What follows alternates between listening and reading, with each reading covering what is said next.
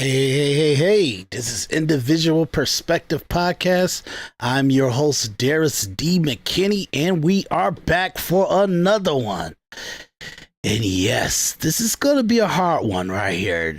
I'm a big fan of Anton Daniels of AntonDaniels.com. He kind of triggered me a little bit with this one. But it makes you a better man. It makes you, sometimes you need the go-getters and the drivers and the motivating, like, dominant people of our society to motivate you and make you aggressive into the society that you're living in. You know what I mean? And I guess that was what it was when I watched this episode. Not that I'm a dusty or what they call a scrub or a loser or anything like that. Not, I don't think any of us are. It just whatever situation you're in at the moment that you're in. But I'm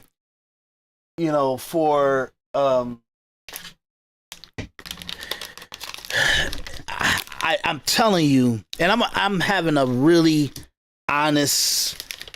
The reason why I'm hesitating and talking, because I'm really here to have a brutal, honest conversation with myself and with my audience. You know what I'm saying? I'm not supposed to be communicating to you guys in a fake manner. You know what I mean? So I'm supposed to be honest, I took a chance on my entrepreneurship and I accomplished tenfolds of what I seeked out to accomplish way before my deadline. I actually told myself to eject myself from the corporate world, from the workforce world, and utilize my true ability and everything. And even if it's in film production and film media and everything, and that's always a pipe dream to most people, it's your value in it will come out to how successful were you in that field. So in the scale of being a very mundane and normal person to has your work influenced everybody in the city, and my work, a little of me, I'll say pretty much, because a lot of people, they're derivative of me and the work that I've done in the last 6 years. So in a way, I could say, I'm not going to put it out there. I don't need any confrontations right now because it's not the point of me communicating this point. I could say that I have influence and I actually played a factor to a lot of the outcome of different things that are going on in my city as a filmmaker. And it takes me out of being a legend in my own mind and knowing what's real and what can be proven factually to be true. And my input into film and my city and everything is so powerful and big. Maybe we'll have that discussion one other day, but it makes me that I'm not a legend in my own mind, and I'm a very well asset to the film industry as a whole, but very with the shot callers in my state and city. I'm not really looking at what they're accomplishing and having a low negativity or have a lack of productivity from my side. I have so much hunger for my content and the things that I've done over the last 6 years, so aggressive that I even have haters. that's like waiting to see who is Daris and what is Daris and why is he on my set? Why is he in the hearts of my actors? Why is he in the minds of my production people and all that stuff like that? So I'm saying that because I'm just letting you guys know, even in my process of leveling up or putting myself in a better economical structure and standing, even when I'm going through the hard times and scraping and scavenging to get, through the process, my work that I get to look at, that I actually get to see that's in fruition, is actually real and it's physical and it's an asset and it's substance, is so good and powerful. I'm able to lift my head up and move forward, so in that situation, when you hear the dynamics, I always say that I call this series that you'll see me inject a point of view. In the last couple ones, the first one and this one, was topics and situations that Anton Daniels brought up. But to me, they're just particles of the gender war that we're in. It's just particles of the gender war that we in. Everybody say, because even Kevin Samuel, he was always say, hey, the gender war is over and we won. The men won. And we just try to figure out how to kind of coexist with each other. That's what he will always say. And that's the absolute truth. But the anger and the bitterness and the how much power and influence and control men have delegated to women. And I want women to understand the only way that you are having a conversation about the weakness of men and the women's independence and all that stuff is because you can't have women independence and the elevation of women without men deciding to subdue themselves, to devalue themselves, to dilute themselves. It's the pros and cons. And a lot of men are smart where they decide to not really value women and the mobility, the up mobility of women and the prosperity of women, that if the weaker men, or let's say the men that have been raised by their mothers and stuff like that, or look at their mothers in such high esteem, if they dilute themselves and devalue themselves and weaken themselves for the evolution or the prosperity of women, that will be enough for the 10% of men to kind of still move on the way that they're moving and drive in the way that they're driving, and reap the benefit of the majority of men subduing themselves and elevating women, where now women don't even feel a value for the men that devalued themselves or diluted themselves, because the woman takes on a more of a masculinity approach, and then she becomes the more valued. And because you ceded that ground, you've lost the ability to be a man forever. And most men in Generation X and the millennials, we didn't know this is what we were doing. We thought that we needed to coexist with women because our mother was a strong woman and our grandmother was a strong woman, and we respect the female strength of the strong women around us, that we coexist with them and be a favor to them. But all those women are asking for dominance and leadership, and they will punish men, even the ones they love, because you subdued yourself. And that's not your place in society, in the world, in the biology, to subdue yourself for the elevation of women. If women has to be elevated to the subduedness of men, then you dominate and step all over women. That's what genetics and biology and the nature and primal nature of the world tells you. That's the end results.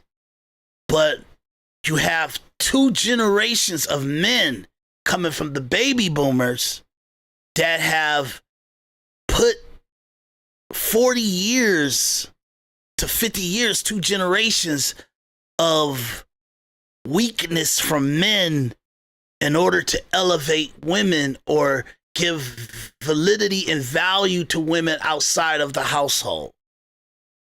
So by doing that, there's a consequence to it, and it's you have 80% of men are not valued by 80% of women. Listen to that.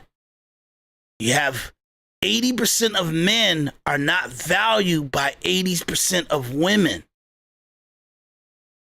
because you deluded yourself, you devalued yourself, you lowered yourself in order to elevate women, to give prosperity and equilibrium and equality to women.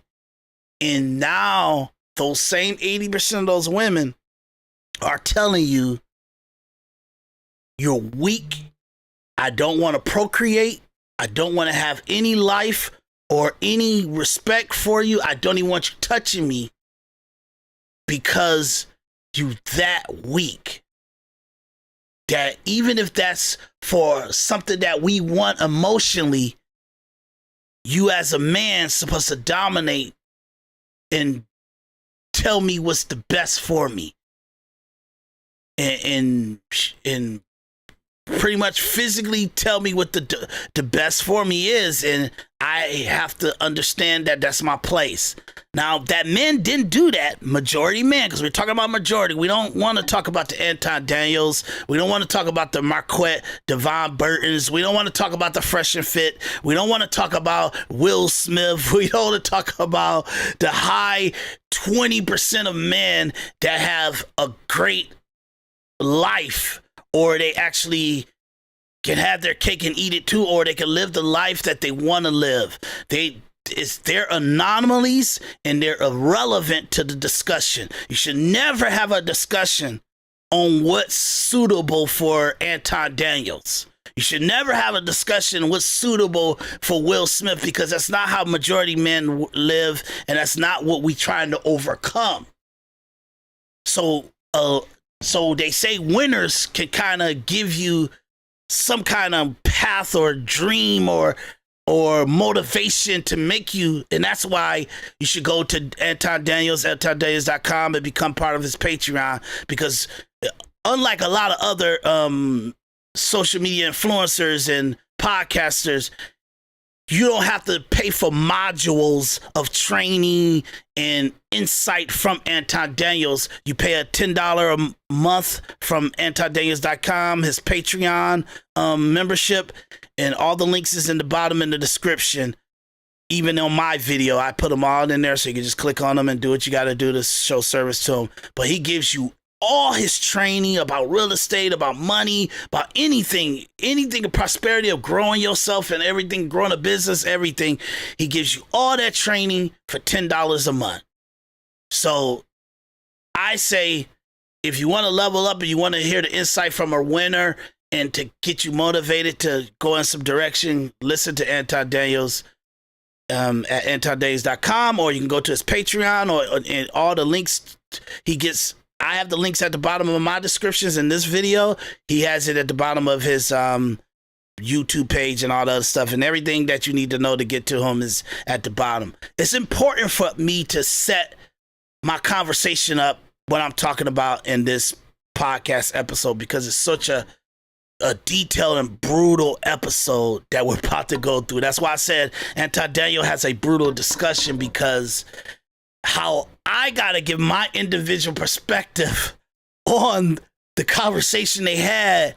I want to be respectful to Anton Daniels, because he did the hard work and the actual work that people are too chicken shit to have, and he actually put it, and forgive my language, he put it into a play where we can actually have a conversation about it and listen to it, and then I can kind of tell you how, if you have any individual perspective, any objective analysis where you're not favoring Anton Daniels, you're not favoring the people on the panel, you're not even favoring yourself, you're just communicating and interacting with the conversation. That's how it is. It's just what it is. And how do you look at your scenario and who you are and what you're offering and what the dynamics in the gender war? Because once you rule out how you may be perceived in gender war, then you kind of know what your productivity gonna be in the real world. And if you learn anything from the conversation I'm having when we're doing panels or something like that, or even when Anton Daniels is doing panels, or you're listening to him talk about money and him evaluating the value of people and the girls and everybody is, or any of us podcasters or influencers or anything, understand your job as a human being is to respect yourself and give value that's efficient for you and motivates you to respect yourself. That's your number one priority. Respect yourself and know what value you have in yourself, or gain value for yourself gratification and yourself, not self gratification, but your self motivation. And once you do that, and then you go into a Patreon of Anton Daniels or training, or you go into the workforce, or you do whatever, you understand how to make it work for you and what your overall path and goals are. Not that who you are and what your abilities are is to work for somebody else's goals and their path. And you're just a penny in a dollar. You're just a penny in $100. You're just a penny in $100,000. You're just a penny in $1 million. That's what you do when you elevate social media influencers, podcasters, movie stars, musicians, your pastors, or anything like that. When you elevate them, you're just a penny in how they see their goal and their prosperity and where they're going. You're just a penny. So I'm trying to communicate that individual perspectives gives you the respect to make sure that you don't evaluate yourself and you don't evolve and you don't dilute yourself into just being a penny. So I wanted to start off with that because the conversations that we're about to have and what I'm about to take you through this is just dark, okay? And what I want to do right now is I want to show you guys how everybody fits into the paradigm of society, okay? This video right here,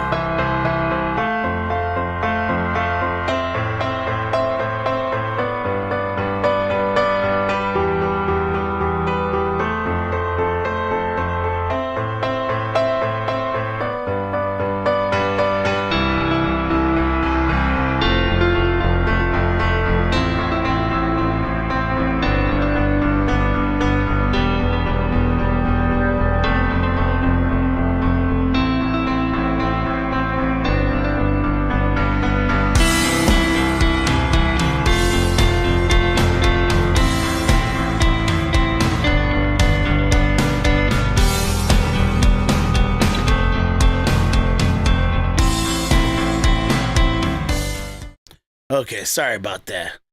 I have to do something really quick. What that video does is it kind of shows you the evolution of the United States of America from 1610 to 2060 what's the bigger picture? What's the data showing us? With our historical data, documents, and everything shows us how our society was from 1610 and how it will be going from the analytics and the data that we have up to 2060, so you can see the most probable outcome of our society. You get what I'm saying?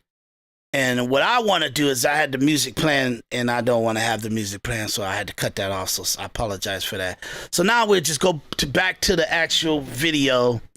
And as you see, I'm going to rewind it so it could play in the beginning. And we can have a more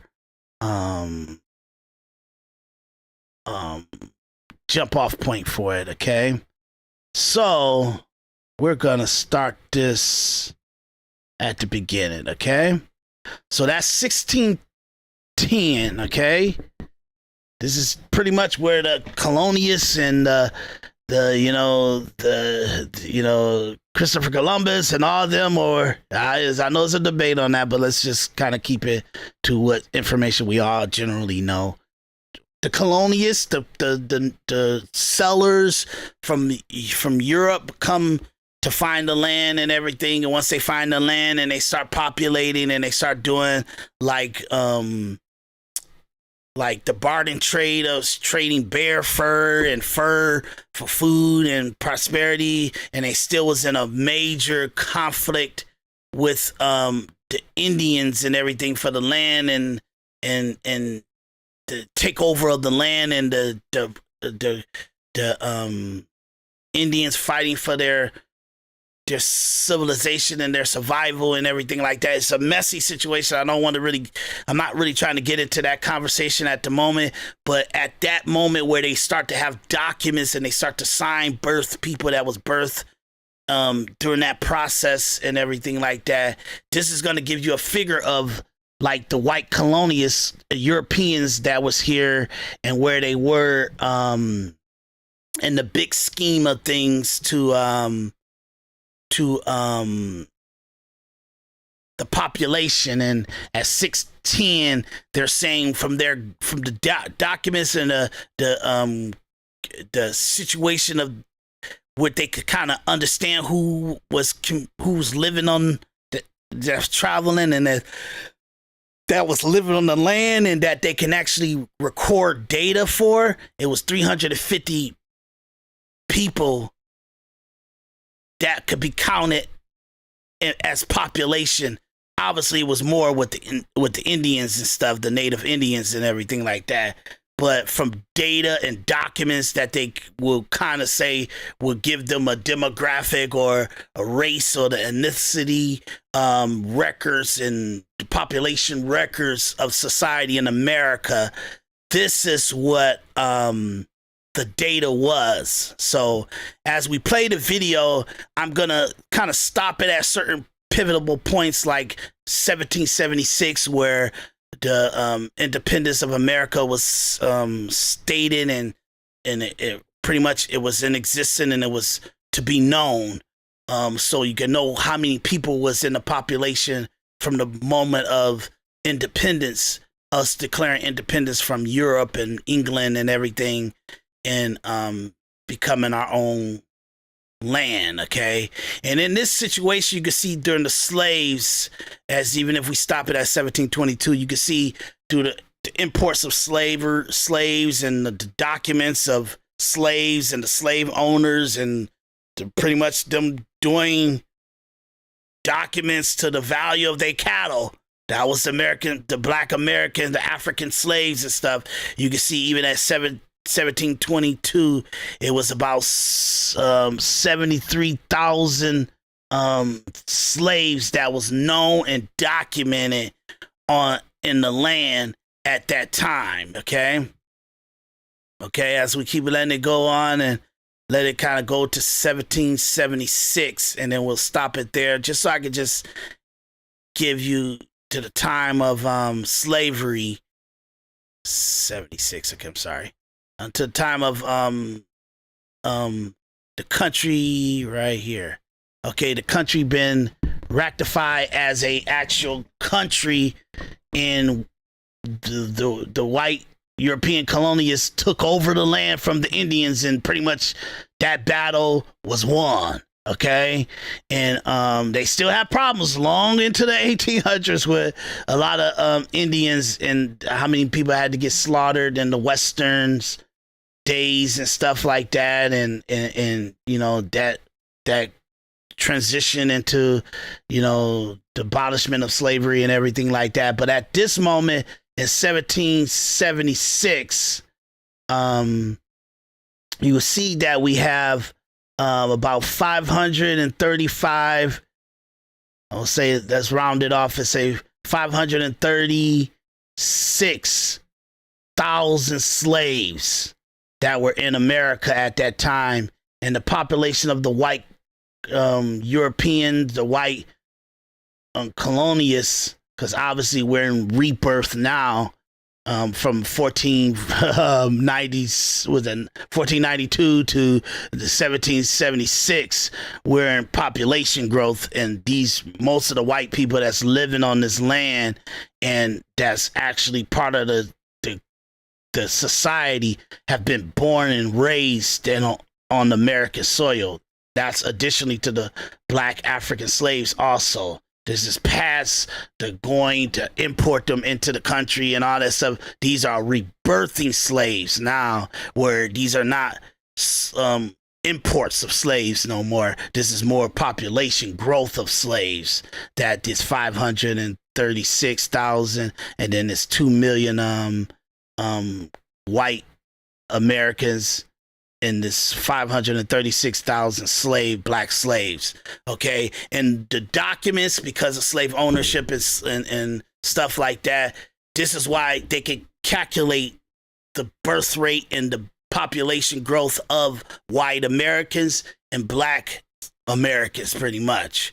And the reason why they don't have anything for the Native Indians is because I don't like calling them Native Americans, because they was native to their land, to whatever they called their tribe land. And that was how they articulate that homage, that land. They don't call it America. They didn't call it America. That was after the colonialists came here, took over the land, brought the slaves over to build the country and everything. So what we could say is effective of 1776, that's America. That's true America. And what was the true American population? It was 535 or 530,000 black slaves, and the white colonists that was over here, and they rebirthed it on this land to come up to about 2 million population at that time. That's effective Americans, and those are your Native Americans who was born natively on the soil, and the true race of the American, Native American, is mixed, like white colonialists, Europeans mixing with Indians, white colonialists mixing with black Americans. Those are your Native American. They're not African cells and bloodline that came from Africa, but they stayed their African race until all the way to even in slavery. It was the mixing. Those are your true Americans. Even the slaves, even when they birthed them into the land, but that's a conflict in just validity. So in that situation, how can you say who's the original bloodline of the actual soil? It's the mixing. It's the slave owner mixing with the slave. It's the colonists mixing with the Indian culture and stuff like that. And it's those babies that's birthed out of that mixing that we would call the true Native America. And Native Indians, they were pretty much Native Mohawk, Native Apache, native to whatever they called their land, and that's the respect of where they come from and who they are as a tribe and a heritage before the colonists came over here and diluted their bloodline and their value. And that's why you don't really see a lot of numbers in there, because even through 1776, they had very huge conflict with Indians, and Indians were still fighting for their life. You know what I mean? Because Indians decided, we're not going to be slaves like black Africans. You're going to have to kill us all before we slave ourselves out to you. And that's why it's such a tragic sacrifice that the Indians did to their bloodline, because they would not go down as slaves, and that they wouldn't have autonomy over themselves.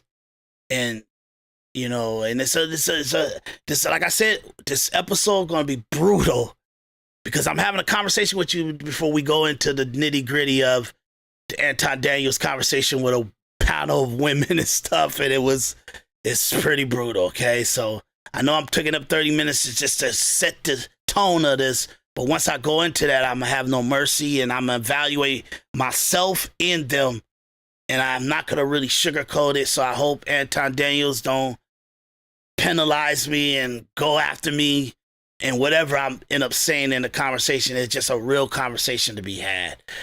So in this conversation, I'm saying this is why the data of an African or Native American, Native Indian data is not in here, because they couldn't collect data on them, because it was such a war going on still at this time with the Indians, where they would kill them. You know what I mean? They would do that. You know what I mean? Or they would just have some major like conflict, or you know, by this time it was like, you know, we have our own government, our own valuations and stuff like that, that we don't want to share our data or who we are with American government and stuff like that. But all that stuff was, even in this time, 1776, it was in discussion. It was in what was the agreement going to be between the Native Indians and America, to be respectful and to pay homage to the sacrifice of their people, that America had to show some respect to them in the journey and the making of America. So that's where all the casino land and all that stuff start to come into play.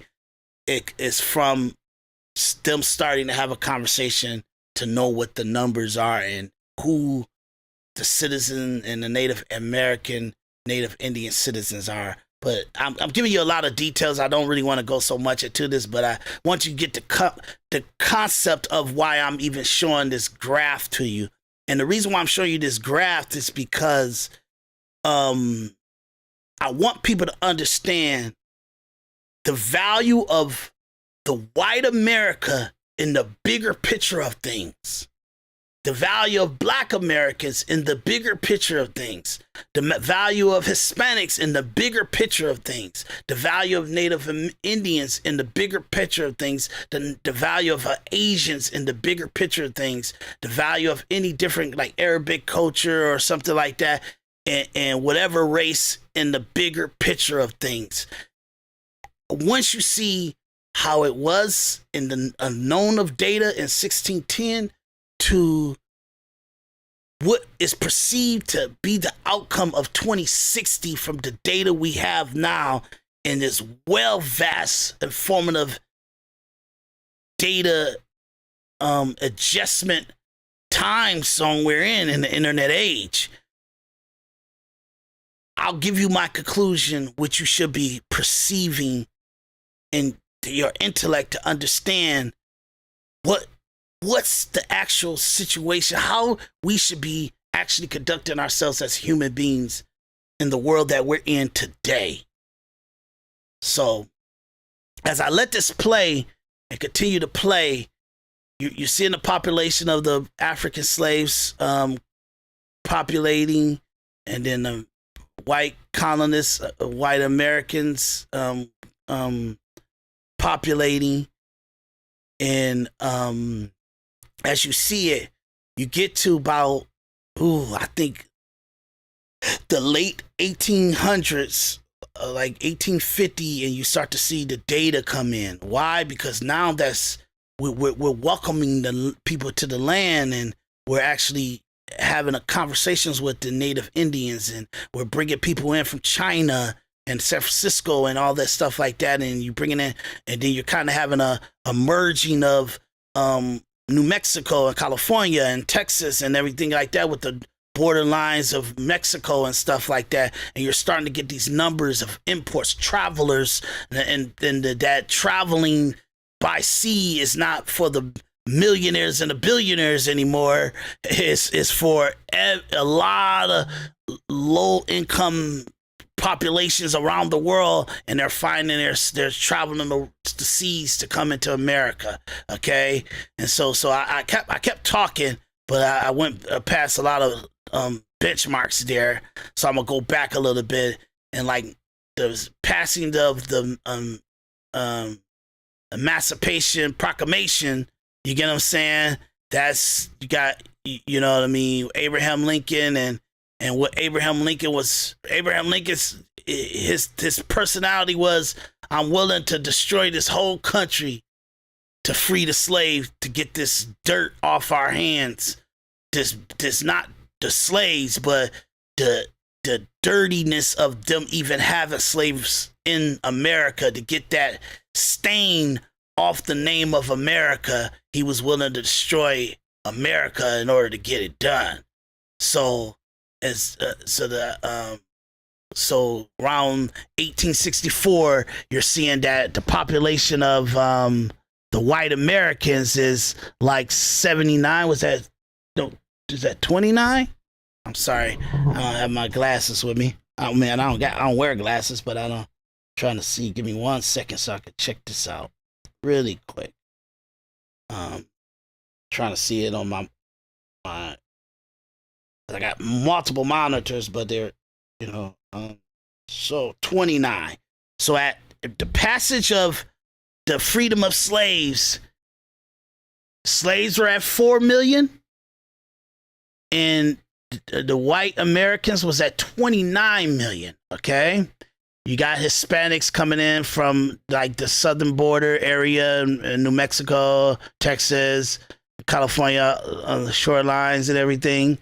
And you have that's at like 200,000.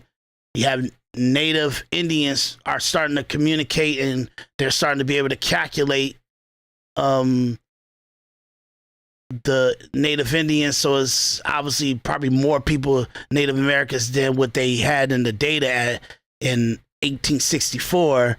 But that data told them that they were at about 37,000 Native Indians, and the Asians that were coming in from San Francisco and the Asian continents coming into the country, you're seeing that they're at 45,000. So that's pretty heavy population at that time. So as we keep going, and the passage of slavery, the passage of the abolishment of slavery, and then we go into the Jim Crow law days and everything like that, and then we get to pretty much the Civil Rights Bill and everything like that. I don't want to talk about World War II and everything, but obviously you can see that we're going into the 90,000 of white Americans, and the let's go to Civil War time and everything. This is 1934 is really where people like Roosevelt, FDR, the President FDR, he decided to try to adopt socialism to our country in the best way he can. So they passed a lot of legislation for food stamps and social government rights, but also we started to elevate the government and devalue the citizen, because now we actually put into law that the government take ownership of property away from the American citizen. And the way that they did that is in taxation. Taxation was never, constitutional wise, it was never supposed to be that American citizens supposed to get taxed only in wartime in order to do what it takes to protect the land. And that's the only time taxation should be put on the people. But at this time, FDR and Henry Wallace, his vice president, they were socialists, especially Henry Wallace. He had a lot of influence over socialist policy with Roosevelt, pretty much. Frederick, FDR, they call him FDR. He's our president around. He actually the only president that had about 3 to 4 terms as the president. So they start putting in policy social, like literally adopting socialist stuff. You know what I mean? And this is where they start to put it in place around 1933, 1934. And that's why we got it to this day from what was going on. And a lot of that was they created the Farm Bill in order to pay homage to the farmers that lost their slaves and everything like that, in order to get them a jump off point so they could kind of evolve themselves into the new millennial and stuff like that, or let's say evolve themselves into the future. They gave them financial stability to adjust to it, to innovate for it. You get what I'm saying? And that's where the food stamps and Farm Bill and all that stuff come into play. Okay. And so that was pretty much 12 million white Americans. I'm sorry, 112 white Americans, 12 million black Americans, because they're official Americans, because the Emancipation Proclamation is passed and it's freed the slaves. And then you got the Hispanic, 1 million going on 2 million. You have Native American pretty much being counted at this time, and that was about 338,000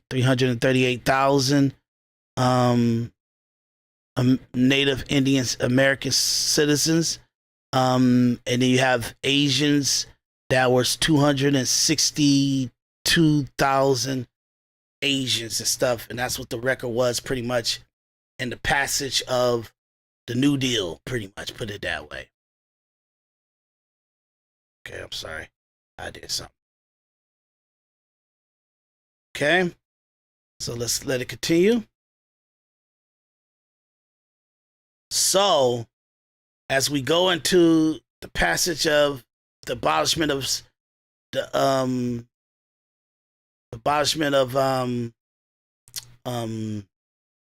Jim Crow laws, the true racist stuff, Ku Klux Klan, remember, to make it outlaw the possibility of hanging people or lynching people and stuff like that, and all this race killing and stuff like that. At that time, it was 168 million white Americans, 20 million black Americans, 7 million Hispanics, Native Americans were at 638,000, 1.2 million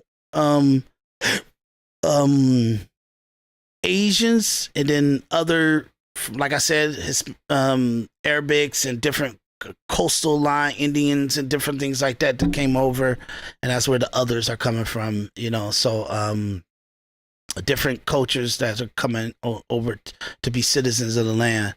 So in that situation, that's where he was when the Civil Rights Bill was passed and everything like that. Okay, so I'm gonna let this go all the way to a more pivotal part in our lives, and that's the 2001, the making of the new society that we are living in right now, where the computer age is starting to dominate and start to come into existence, and 9/11 happened and everything like that. So you got white Americans at 195. They're declining in rate so rapidly. If you watch that, if you kind of seen how that was, and the measurement of the population. So in 1992, and then you got like 2000, the millennial hit, and you had 194 American where we at 194 white Americans, 194 million white Americans. You got 34 million black Americans. These are real data, y'all.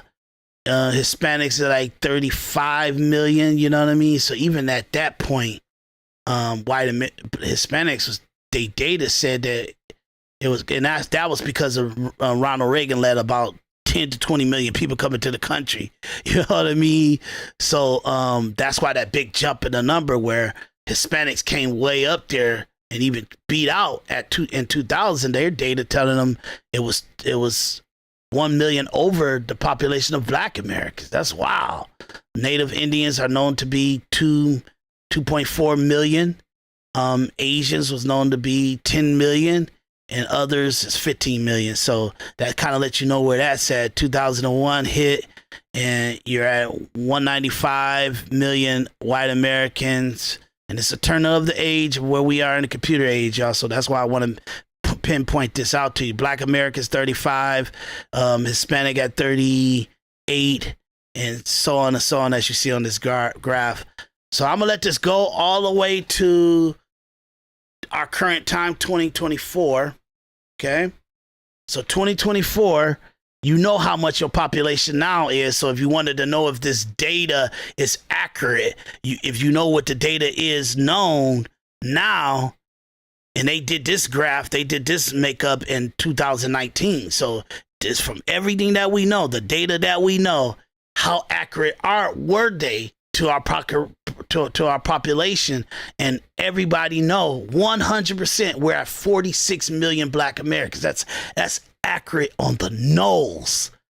That's how scary that is. And to know we're walking around thinking that we're the second class citizens under white people, but really we're the third class citizen. And that's so scary that that's not trained and known in our population, in our society, and our culture, that we make moves on that mindset. You know what I mean? So you get into 2024 and you're about 200 million white Americans. You have 46 million black Americans. Hispanics at 68 million. That's a lot of that. That lets you know, even the data tells you that the illegal immigration and the migration and the population of the kids that they're having and the healthy interaction that they're having, and sex and marriage that they're having with their culture, Hispanic culture, is so powerful in growth, that the dysfunction of marriage and the dysfunction of relationships and the gender dynamics of the black America is so detrimental that we can't even we can't even grow like that. You get what I'm saying? And then obviously you got strength in the Asian community. They just grow because they're stable and they don't see a opposition with their own race. You know what I mean? So they're 21 million. And then you have two or more, meaning I'm thinking that's like Arabic and Middle Eastern and different cultures and race that may not fall under Asia or Native American or Native Indian or Hispanic or Black American or White American. So Asians are like 21 million citizens, and all others is going under 10 million. So it's kind of let you see how accurate it was. And that's my point of it is that we let our Black caucus, we let our leaders talk to us about the Black disenfranchisement in our ability to self-sabotage and destroy ourselves is so relentless that it takes us even out of competitiveness against the other cultures that's going through the same stuff we going through. Okay? So the reason why I want to stop at, well, this is the end of the video pretty much, and it's 2060 where they say our culture and how society gonna be, and you're looking at white Americans are still the dominant, and they still will be unstable enough in the relationships dynamics of men meet woman, procreate, have a son, have a daughter, have a picket fence, a house, you know what I mean, retire, send their kids to college, all that stuff like that. Like, it's still stable even up to 2060, because that's what it's all in the stableness of your culture, of your race, of your population is the stability of wherever you live. Even if you're living in the white suburbs and all that other stuff, how stable and how they structure their life and their progress as a society gives stability to what you are and who you are. But since everybody lives in the black culture lives around black people, you know what I mean? White culture live around white cultures, Asians live around Asians, Hispanics live around the Hispanics. And because that's the majority of the behavior of a human being and human existence in all cultures but America, the stability of family and values and societal population growth is still stable even in 2060 when they're losing so much, or they're measuring out and balancing with even just the Hispanics. You see that white America is stable, but guess what?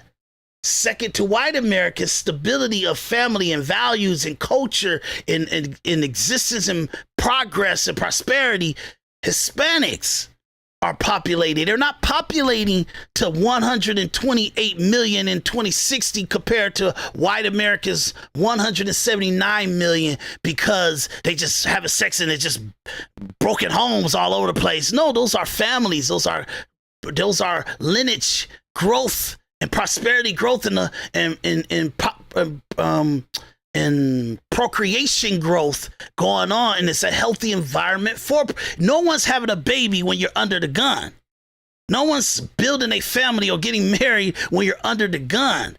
So it shows you who's not under the gun the most. It's white Americans and Hispanics for surely, and the data is proving even going to the future in 2060. And you've seen this in 2024 when I showed you the data that even Hispanics, 68 million to our 46 million, and we've been here due to the existence of America. And they got more population growth. Why do they got more population growth? Because they got prosperity, they have dreams, they have ambitions, and they have support within the union and procreation and the genders. Our genders is so despicable. Even in 2060, the growth of America from the beginning of America to 2060 will all sum up to 61 million people. That is nothing to be happy about when Hispanics wasn't even here from the beginning of America. And from the beginning of America up to 2060, they have 120, there's 2 times the growth of the black American consistently.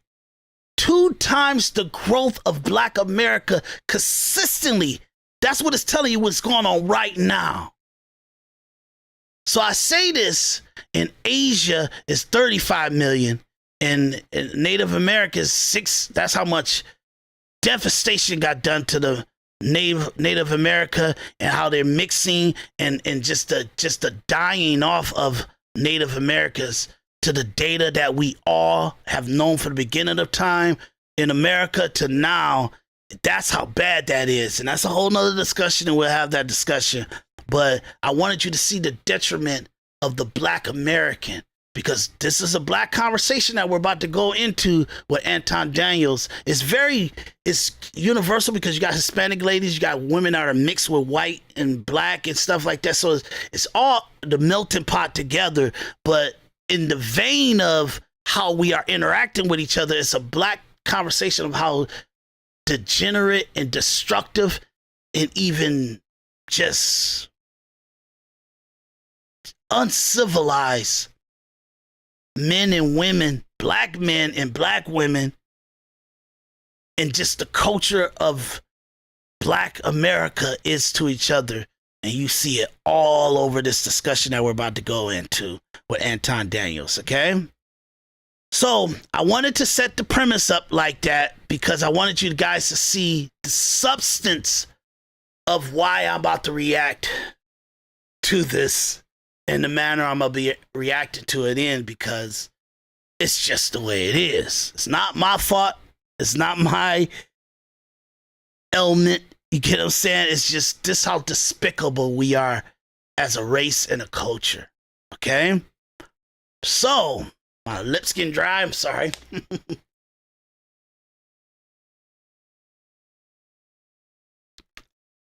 Excuse me.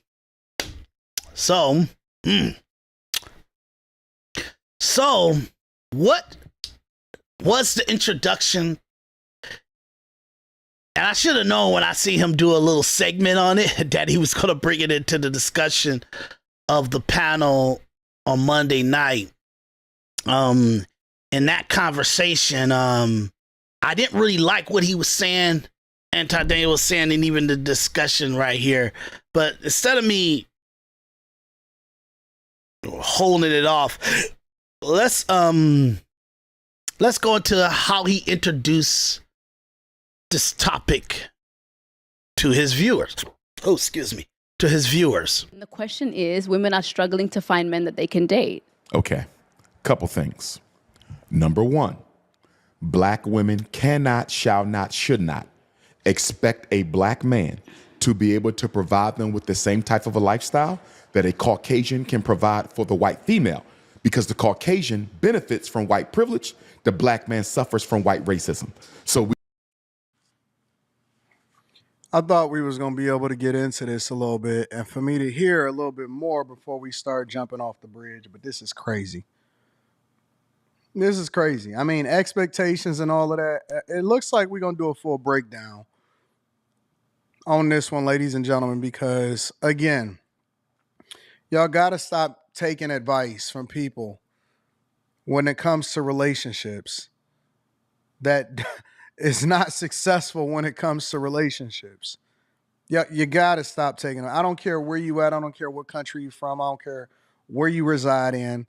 It's insane. I mean, the victim Olympics is crazy. We still leaning on white privilege? Seriously? Let me hear more. Okay. And I want to jump in from him talking about, like, obviously he has an opposition to people looking at, what's this gentleman's name? Well, I don't know this man's name. Oh man, what's his name? What's this guy's name?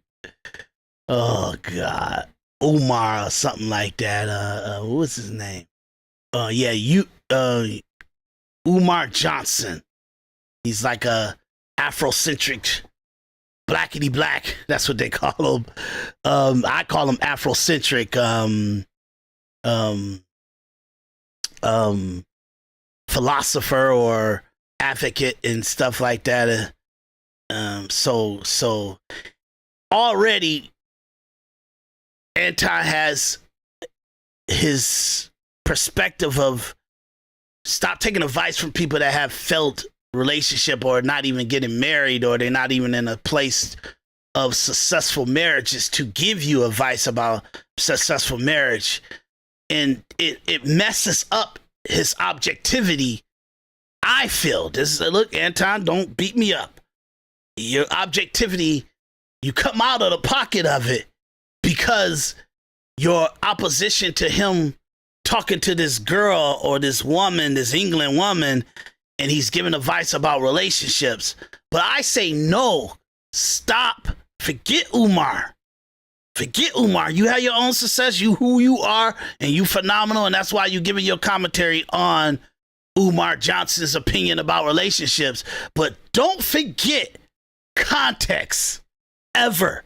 Don't ever forget context, because you will need a person like me to come in. I don't have that many views and social media followers or anything like that, but you would need a person like me to come in, and maybe you don't need it, but the people would need a person like me to keep things into context, keep things into objectivity, so they can actually have some kind of reference of valuation of it. Like, you don't have value for things that you can't psychologically refer to. If a value is something you went through or some experience you understood or you kind of took on personal valuation of, like you heard somebody philosophy on something, or somebody communicated something on a podcast, or even you, Anton, they communicate and listen to what you're saying about it, and they can reflect on it and see a personal value in it that they can apply to their life. Because once you put yourself into the context, you too big. Your manifestation and who you are as a social media influencer, or a real estate mogul, or a actual trainer, or tech consultant, that bigness of Anton Daniels is interjected in the conversation that Umar is having with this girl now. And you may not see it psychologically, but that's what the individual perspective is. And you don't need an individual perspective because you're a successful man and you got enough ways that you analyze yourself and dictate the things that come into your head. You don't need my perspective. But the audience, I want you guys to understand, when I talk about individual perspective, is that I can't, when I'm listening to Anton Daniels, when I'm listening to Umar Johnson, when I'm listening to even myself communicate, I can't show favoritism to my own life. Even if they better than me, they more valuable than me, and all that, in the economical sense of the economical value of the sexes and genders, award, everything. I don't give value to them so much where I can't be objective. I don't give value to myself so much where I can't be objective. That's why I say, if you listen to my past episodes, I always say that I'm so objective to my own detriment. I don't allow myself to lie to myself. And I have to check myself, even when I'm coming up short. And in the moments that I'm living in, if I fall into what Anton Daniels called the dusty persona, where I'm not making enough liquid, I'm not taking care of my household or being the provider as much as I should be and everything, I have to have consciousness of it and trying to better myself in some way to try to get to that bag. That's how Anton Daniels said, that bag. So in this situation, I want to, it seems like he's just analyzing this guy's conversation, and it's just a 12-minute conversation that he's having here, 13-minute conversation. But for me, I have to interject in when I need to put things into context, because everybody wants us to go on the motion of how we should adjust somebody's teachings and how people communicate it, how we should evaluate it in our lives. But context matters to make people believe in adjust what's been communicated, so they'll know how to apply it in their own lives. You can't, if you don't know how to ingest it and know that you have total, absolute comprehension of it, you can't apply it. And that's why in certain conversations, sometimes people will inject their own persona into the evaluation of the situation. And this is why I wanted to stop, because he started off by saying, hey, y'all, don't take advice from people that's got bad relationships. And he's right about that. If you meet a person like Anton Daniels that has a successful marriage, and he picked the right woman, and he knew how to choose the right woman, and he could give you a lot of good advice on what's the dynamics of that. But there's still context even in that I won't be advocating that you have a marriage like Anton Daniels, because the likelihood of you finding a woman like Anton Daniels' wife is highly slim, highly, unmeasurably slim. We talk about the majority people. I don't give a shit if you're an anomaly. Excuse my language. I told myself I'm not going to cuss. I don't care if you're an anomaly. We are not having a conversation. I'm not having a conversation with 1% of the population, or 2% of the population, or 5% of the population, or 10% of the population, or 20% of the population. It is irrelevant for me to have a conversation with a minuscule, or let's say a lower than a quarter of the population of America. It's stupid. Of the population of the ability to do. It's stupid. So I don't care who Anton Daniels is as a personal person, and what his personal life is, and what his personal growth is. It has no ability. You have no way to prosper like Anton Daniels if you have yourself in a mind frame that you're him and you're not him, and your circumstances is constantly in the majority and not the minority. The theory is, in the manosphere, in the red pill world, is that you level up. That once you find out that you need 6 figures, you do whatever it takes to get 6 figures. You get what I'm saying? But I'm telling you, the problem with that is, if majority of the population thought like that, a lot of people had to be at a readjustment period in their life where you won't get people to go pick up your garbage. You won't get people to stock the shelves. You want people to go carve and process food and truck drive and everything. When most people, for about 10 years or so, 10 to 15 years, they work from 35,000 and they go into 50,000, 55,000, 60,000. And if they lucky, by the time they retire, they're being $70,000 a year. And they taking about 20 to 30 years to get into that number. I'm talking about, and these are the doers and aggressive overtime, hardcore, busting their ass citizens of America. That's the longevity of 10 to 30 years. $70,000. And people like Anton Daniels, in the thought process of, like, everybody could be a 6-figure earner. It's America. We absolutely, just our economic structure and our capitalist structure made it where it's not, we're not even supposed to have, it's not even science, it's not even mathematically accurate that we have any citizen in America that makes under 6 figures. Why? Because we rule everything. We control everything. Products and manufacturing and everything. We gave the birth to the world to manufacture, to grow, to prosper. It's just we outsource so much of our ability, of our value, of what's our ability. We outsource this so much to China, to Ireland, to Europe, to Mexico. We outsource this so much that all we are consumers, and we're trying to make an economic prosperous situation for 350 million people in America, living everybody making over 6 figure. And how are we going to make that 6 figures? We got to barter trade, conversation, influencing, training, mindset. You get what I'm saying? Internet, like commerce. That's how we are telling each other that we got to make our 6 figures. That's what the government is doing, and the population around us and the entrepreneurs around us.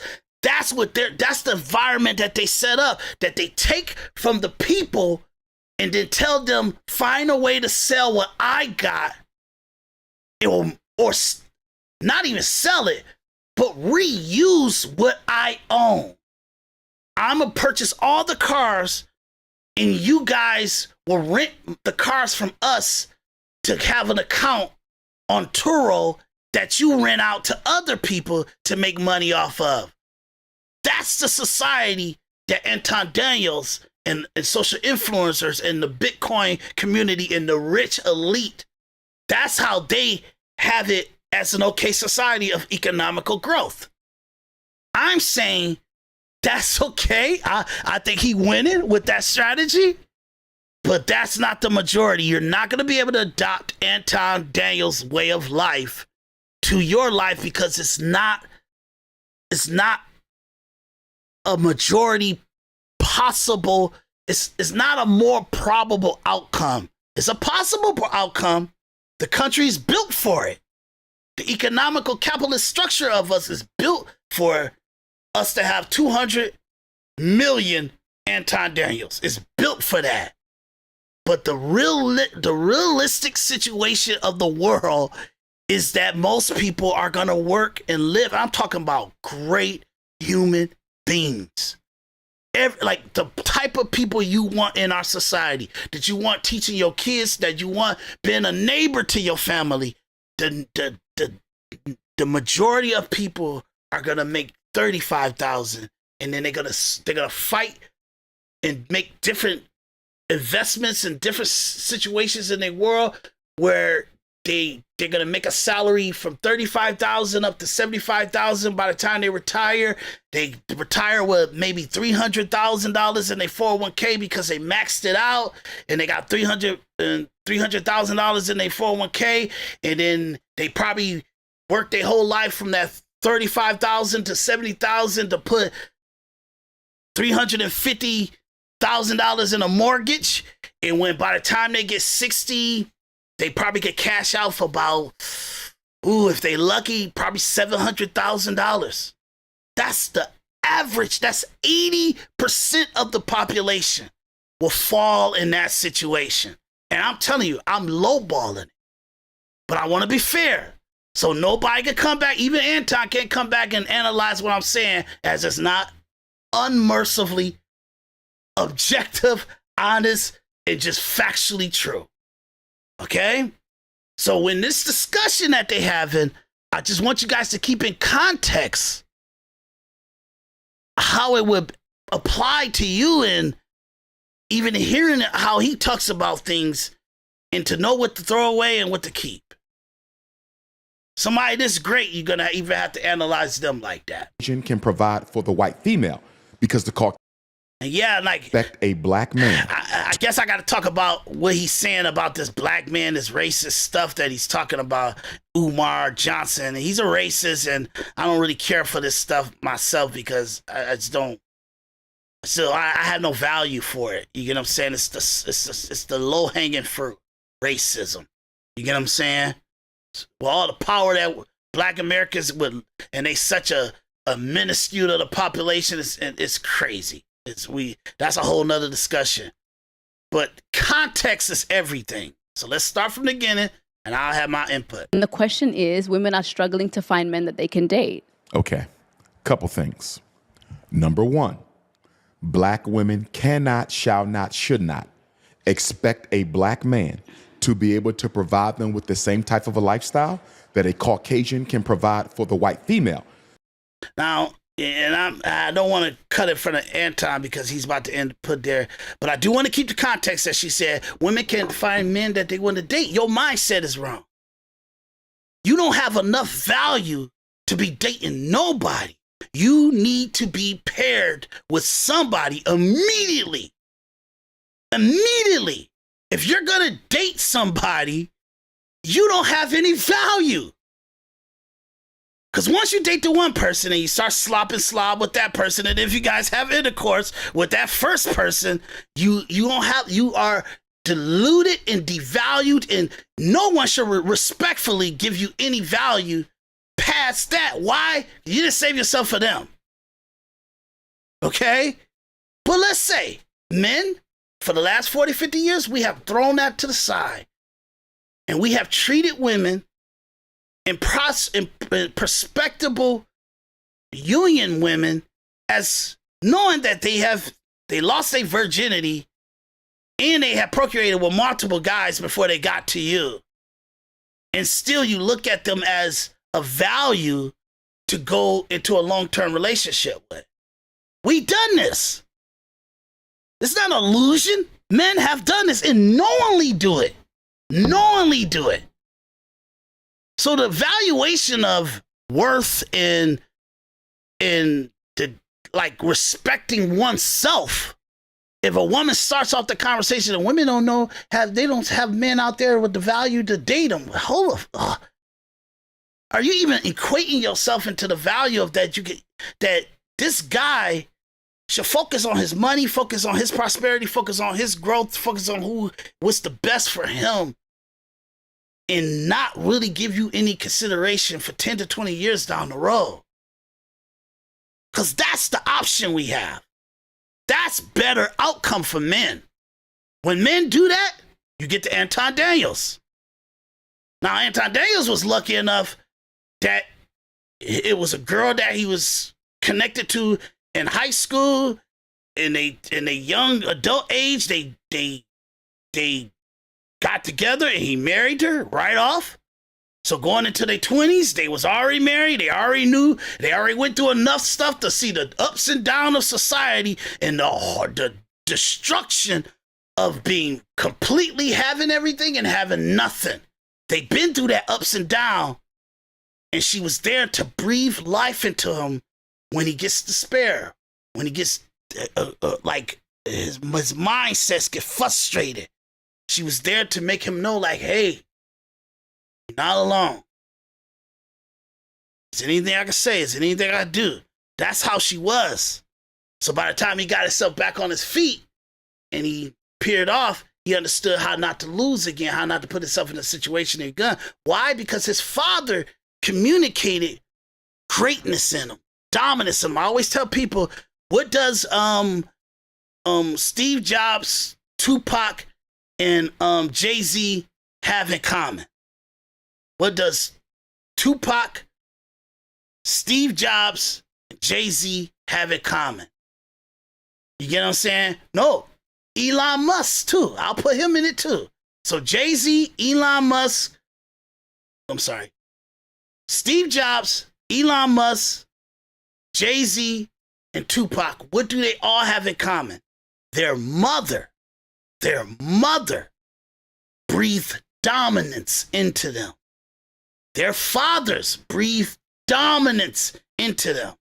Not only, let me make sure I make that clear. What does Steve Jobs, Elon Musk, Jay-Z, Tupac have in common? What does Steve Jobs, Elon Musk, Jay-Z, and Tupac have in common? Their mother breathed life into them. Life into them, ensurement to them, like confidence into them. If you ever hear them say, if you ever read their books or hear them talk about anything, go through the history of their conversation, and you always hear them say that my mother told me I was great. My mother told me I was the best thing on earth. My mother told me that I was important, that I was a genius. You'll hear them say that their mother, when they were young, their mother would kept saying it over and over again. Putting that reinforcement, that positive reinforcement. That's why when Anton Daniels got his wife giving that positive reinforcement into his life, like his mother, like his father did, it's all it did. It channeled something psychologically he already had in his head. That's part of his system automatically. It's already part of his system. So as long as he has the harmonious thing for him to go out into the world and fight the lions and the dragons, and then come home and be in a peace and solitude and in an assuring environment, and then go back out and do that. That's why his greatness is the way it is. You get what I'm saying? So if I tell you anything, have positive reinforcement around you. I'm 46 years old. I'm 47 years old, and I'm just now getting positive reinforcement in my life. And some of it I'm demanding and I'm getting it to myself. But the understanding that so much of the growth I would have had if I had it, because it's not that I need you to help me get to a place. I already know what to do to manipulate the society to get what I want, to get to a better place. But it could have been done faster and more executed if you had that positive reinforcement in your household, in your immediate circle and community. If you had that, it would just be an up mobility of prosperity that you would have had. It's nothing magical about Steve Jobs, Tupac, Jay-Z, or Elon Musk. It's nothing magical. It's the mindset that has destroyed us. I feel it's going to destroy the black community forever. Hispanics are holding on to the purpose of a man and a woman in the same room with each other. They are holding on to it. And black Americans, we have no purpose for us to be around each other.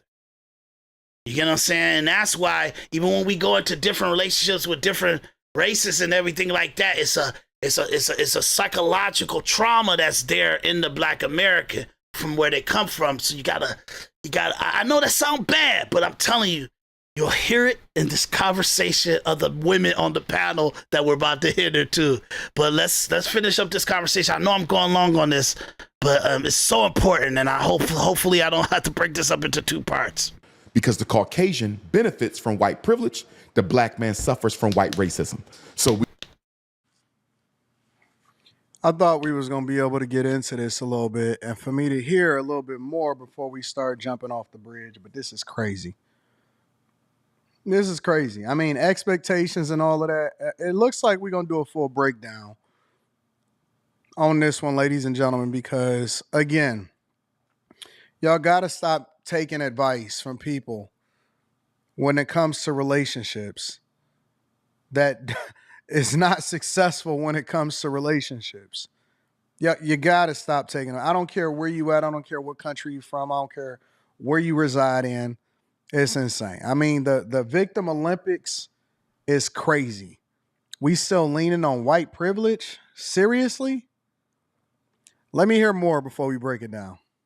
we should not be, no sister should be looking for a European equivalent or an African equivalent of a European. A black man has to work twice as hard to get half as much. So although I can appreciate the financial equity, but if you are a doctor, a lawyer, an engineer as an African woman in Australia or America or the UK or Toronto or Johannesburg, looking for a black man who has financial equity with your type of career success, that's going to be difficult. You might got to tone it down a little bit. What I find as a therapist who works with couples, married, divorced, and otherwise, too often black women prioritize a man's income over his masculinity, meaning he can provide. He's willing to help with those children. He will nurture you, look out for you, but he might not be able to put you in a Mercedes. He might not be able to help you with that $1 million mortgage. And I've seen black women turn down good men, very good men, because he didn't have the economics, but he had everything else.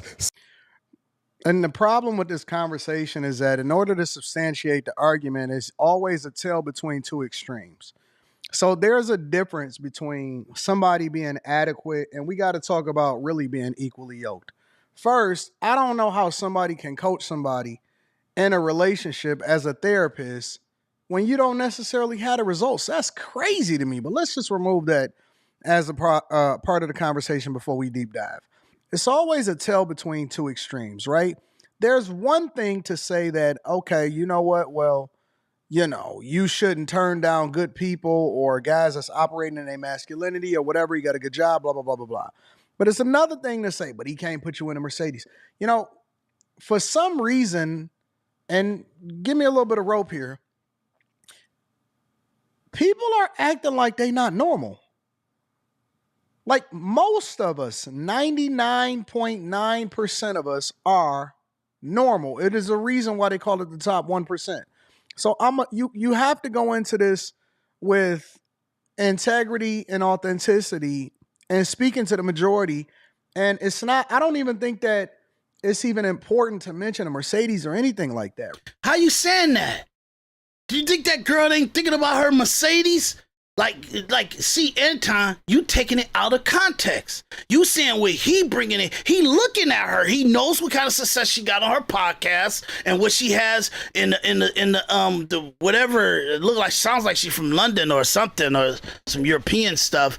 And he knows what kind of success she has. And if she's making six figures or $200,000 and up or something like that, and then majority of the guys that she mate with and that she linked with, they look at her like a rich guy or a guy in a 300,000, $1 million or more. He looks at her like, nah, I don't like how you wear weave. I don't like how you bun your hair up. I don't like how you put on your lipstick. I don't like how you carry yourself. You got too much opinion. You talk too much.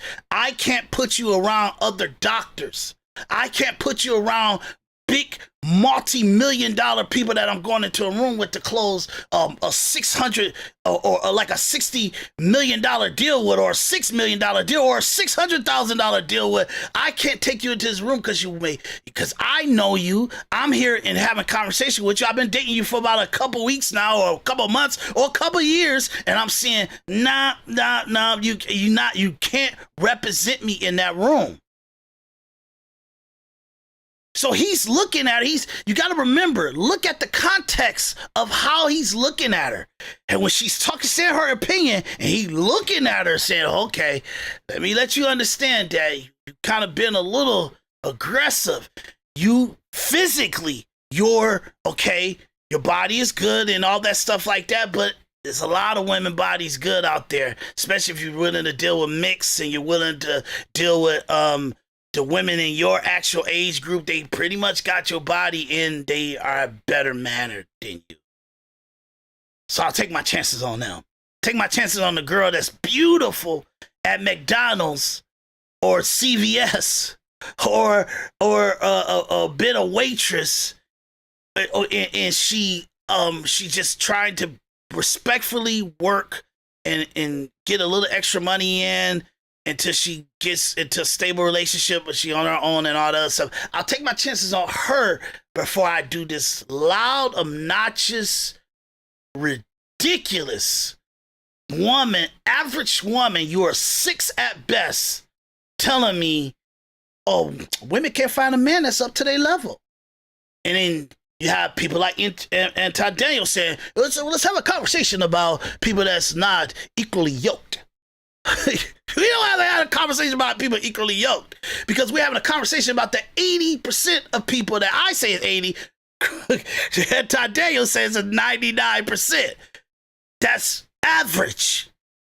I'm not having a conversation about a lady don't got the nerve to expect a Mercedes with the 1% women that has a, like, whew. They know how to be great support systems. They know how to be great partners in not relationships or not business, but in the journey I'm going in. Because I got the majority. I'm the owner. I'm the CEO. I'm the founder of this company.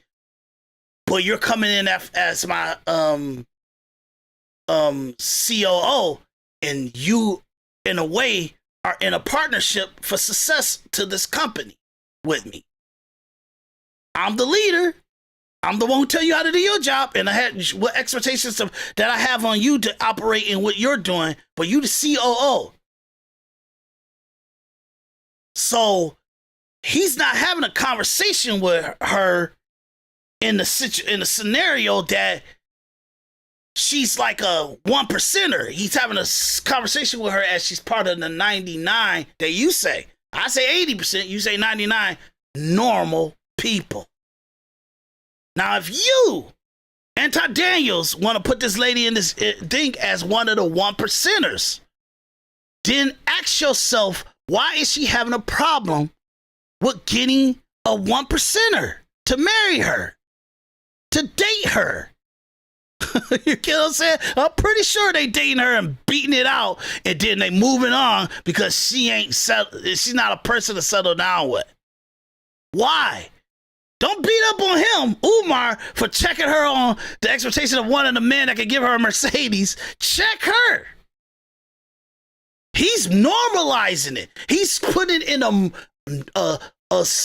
average situation to have more probable outcomes. And you're saying, well, nobody should look at themselves as normal. You should elevate, and you should keep elevating until you can elevate, until you can't elevate, until you die. You get what I'm saying? But that's unrealistic in a conversation. At some situation, you got to be able to communicate the value of what outcome we can give to each other. So in the situation, I'm saying is stay in context, not what you perceive, or not even perceive, because he's an intelligent guy, Anton Daniels. He's pretty intelligent. But what you are perceiving that he's trying to say underneath what he's saying. You know what I mean? Don't do that. Let's stick to the context of what's been communicated. And I think his conversation he's having with her is really out there. This is not really hidden. He's having the conversation she's having. He's responding to what she communicated, what she injected into the conversation. So he's responding on that level. You're going into the weeds of it. You're going into the details of it. And you might be absolutely right on that. But I'm saying the good part about this conversation is that he's not going into the weeds of it. She's not even going into the weeds of it. She's saying, where's my 6-figure? You get what I'm saying? Where's all my option of multiple 6-figure? You get what I'm saying? Where they at? He's saying, well, people grow to 6 figures. And you might be dropping a guy too early when he's on his way there. You get what I'm saying? You say, well, if you don't got the 6 figures, don't even date. Don't even interact with a woman. You know what I mean? And it's like, okay, why should we look at women in that kind of level when they're used goods? Majority. We talk about majority, not the anomaly. They're used goods. Okay? So in that situation, you have to kind of evaluate how much of like disrespect you're gonna kind of do to yourself in what you're already trying to do. Most men, we're driving towards something. We're always driving towards something. And I worked 20 something years just trying to provide for everybody around me and be up to standards to the economical value that they placed on me and that society said I have to be. And then I told myself, I'm going to take 10 years and take all my instincts, take all my knowledge, take all my ability and build a company in to my real actual ability and what I really bring to the table. And a lot of the stuff that you guys are getting paid off of to come on air and do this podcast and stuff, man, I've been doing this stuff since 2008. And I didn't have the support around me to tell me that I was doing something great and to follow the trend of where it was going and to keep with how I even structure it, just kind of putting episodes on a website and people could just play. And then go 2015, 2016, 2017, 2020, and how much work I did to even have have pretty much a perspective and an actual Nostradamus type of communication of what was going to be happening in society, and that I was proven to be right. And then I told myself, man, I got to start and build an audience when people got hundreds and tens of thousands of audience and stuff, and I got to try to build an audience because I kind of let myself go into the obscure because I had to film 6 movies. And more than that, I think about 6 to 10 movies I did in the past 6 years. And I put myself so much into media and production, building apps and building like pretty much Netflix to everything about Netflix. I built it from scratch. That's how good I am in this. Websites, everything. It's not no rumor. I got the data. I got the proof of it. And then I'm doing movies where I done everything on a movie set. Everything. I know how to be a lone wolf on a movie. I don't advise it. It's messy. It takes longer to get a movie done when you do that. An efficient movie done. You can do some crappy Tubi stuff, but to be efficient and make an actual movie that has value to it, substantial value to decades to come, where it will be pretty decent if somebody come across it to watch it. Okay, so in that situation, it's like to outcome that is pretty hard, and I'm extremely efficient at what I do. And I told myself I gotta go back to my podcast because these people got so much of their own narrative in the equation of a conversation that they're having that they leaving the context of the thing that they're evaluating. So in that situation, I'm not saying that that's Anton Daniels. I'm just saying that that's how I see the communication of our culture in all these hours and hundreds of hours and all these different people, podcasters and social influencers. They stuff is taken so much out of context that you need somebody to bring some of this stuff back into context so you can apply it and be effective in your own life because you have some kind of reference there. You have some relativeness there. And I think the structure, and I think I may be the fool, and I think it may be a marketing strategy for the influencers and the podcasters to take things out of context so it wouldn't be easily to apply it to their life just on what's free to YouTube. You got to go deeper into the Patreons, into the memberships, into all the other stuff, which I'm not saying nothing wrong with that. I'm just saying you have to go deeper in it in order to get that level of continuity and relativeness and reference of how to apply it in your own personal life. But what I say is that's what individual perspective is. I need you guys to vet everybody. Your mama, your daddy, your siblings, your community, the society, politicians, singers, movie stars, historians. Vet it all. Vetting these, make sure that when you communicate and when you eject or export knowledge, it has been vetted to be true, and you got data and historical value or evidence to show the validity of what you're saying. So in that situation, and Anton Daniels a pretty intelligent guy, I know. I watched enough, I know. So he's triggered by Umar Johnson. And I get triggered by Anton Daniels sometimes because this video that we about to evaluate is a hard one. It's a hard one. So I know I'm almost 2 hours on this conversation, but let's let this play out. I know. Right? That's not even your demographic. That's not even your core audience. You got to think realistically. And most of the time, what people are not talking about is that you have to be equally yoked.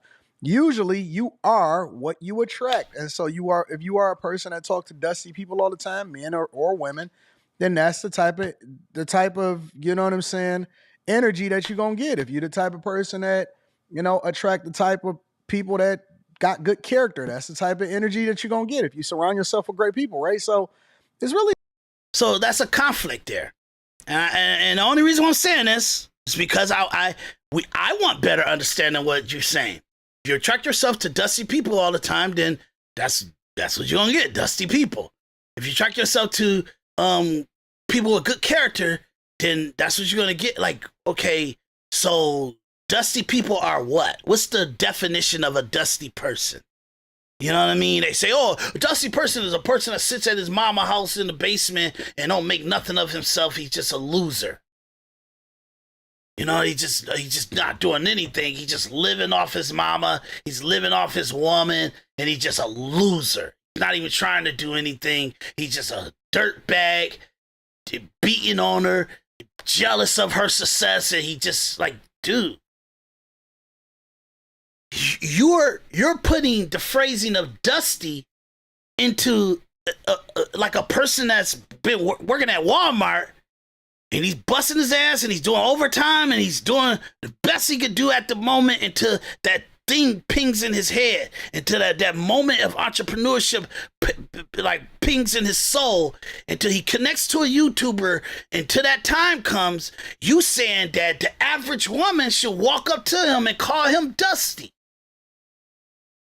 You're conflating that guy with the guy sitting at home beating on his woman and not bringing nothing to the table, and he disrespecting and using his woman and everything like that, and he's not doing nothing, and he's playing video games, or he's sitting at home in his mama's basement, and he never made nothing out of himself, and he's living with his mama's till he's 40, 50 years old and stuff like that. You're that's a Dusty, right? And a Dusty, as well as that person that's sitting in his mama's house, or he living off of a woman, beating her and sexually abusing her and being an asshole and not bringing nothing to the table, and he's living at home playing video games, and he's just cheating on her and all that stuff. That's a Dusty too, right?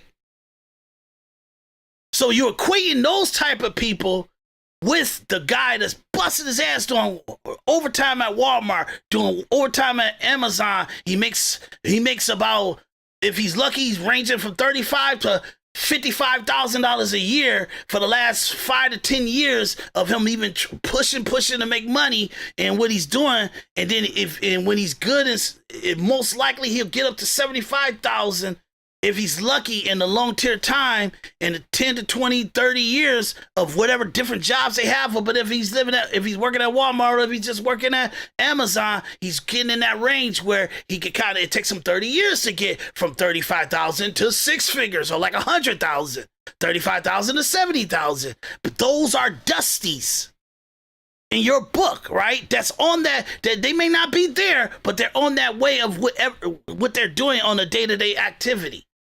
That's what you're saying. So if you got to be equally yoked.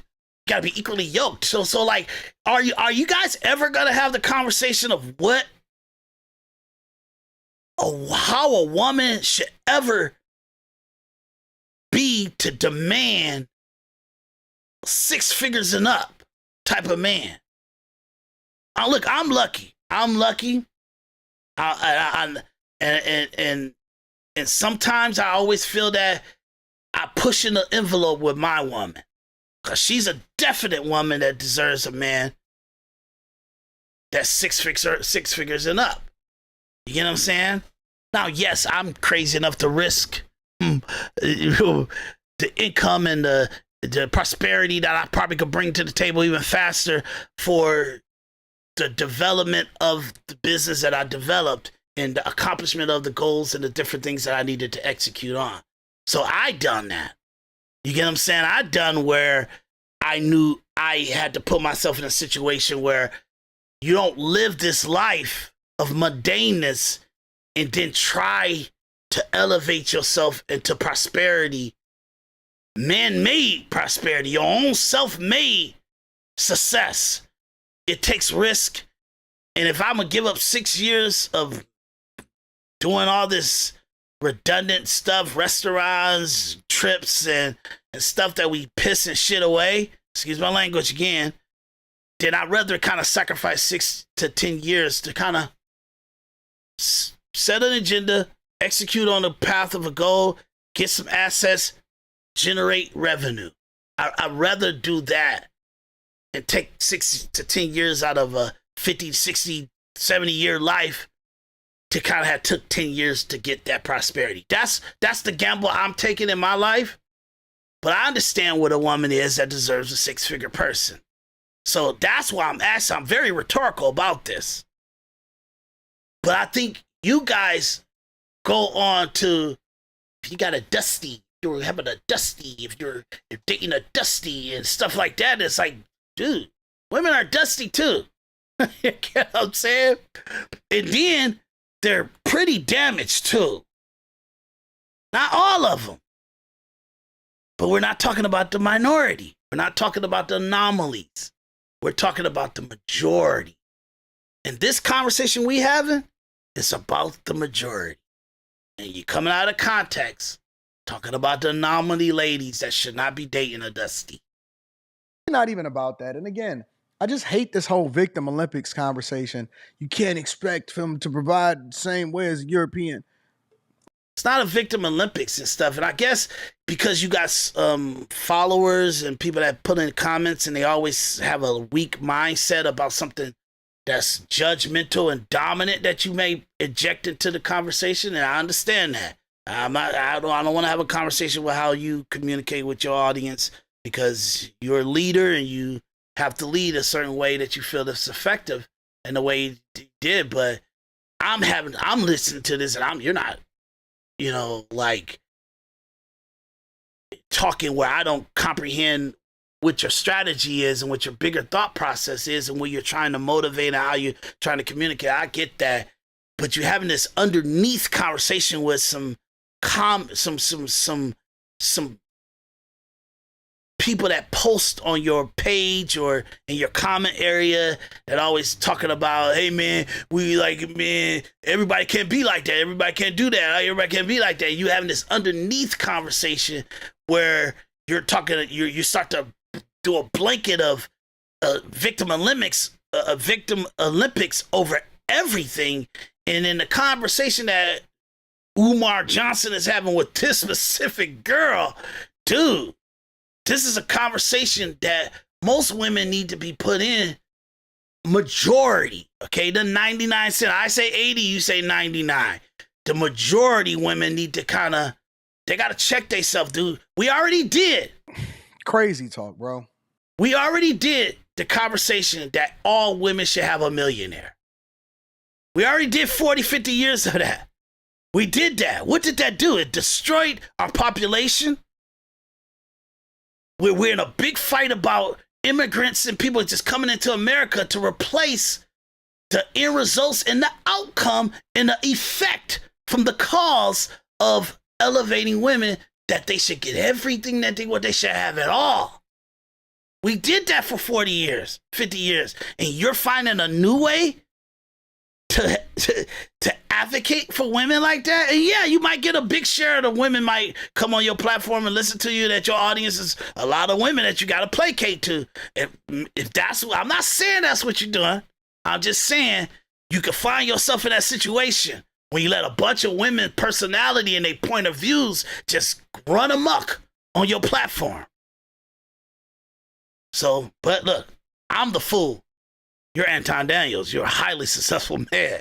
So but look, this is me giving an individual perspective. And I told you in the beginning, please don't come at me. I'm trying to give it a evaluation of everything where people can apply it.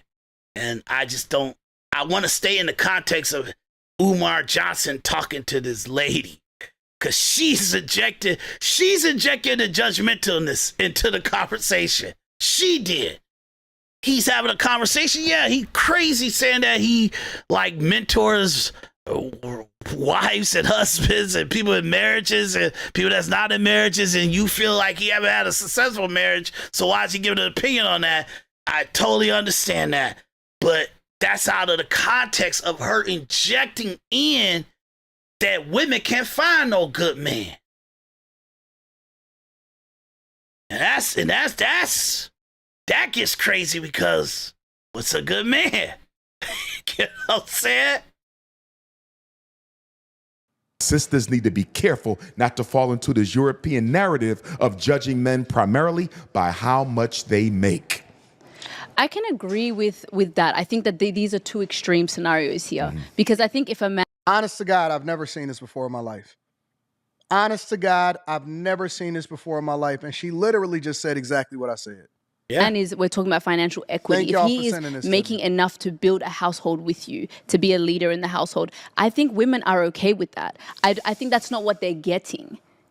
I think they're getting the other end of the spectrum. That's what we're hearing. You know what I mean? Would you have a problem if you met a man who made half of what you made or a third of what you made, but he had a financial vision of an empire, a business, some sort of an entrepreneurial undertaking? See, I think that's dangerous. Stay with me. That's dangerous. Let me finish it, and then I want you to respond. And he needed you to help invest in his dream. And he gave you a definitive timeline. Nah, dog. Listen, man. Never stay at a woman's house. Never ask a woman for money. And I'm cool with people going 50-50 or 100-100 or whatever it is that you want to define it for.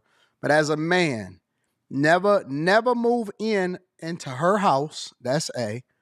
Unless, you know what I'm saying? And it's always circumstance, whatever. And I always think that there's context to everything. So, I advise people to build with the person that you got young, because y'all ain't got nothing together. And so y'all might as well go all in on it together, because you got a vested interest in seeing each other be successful.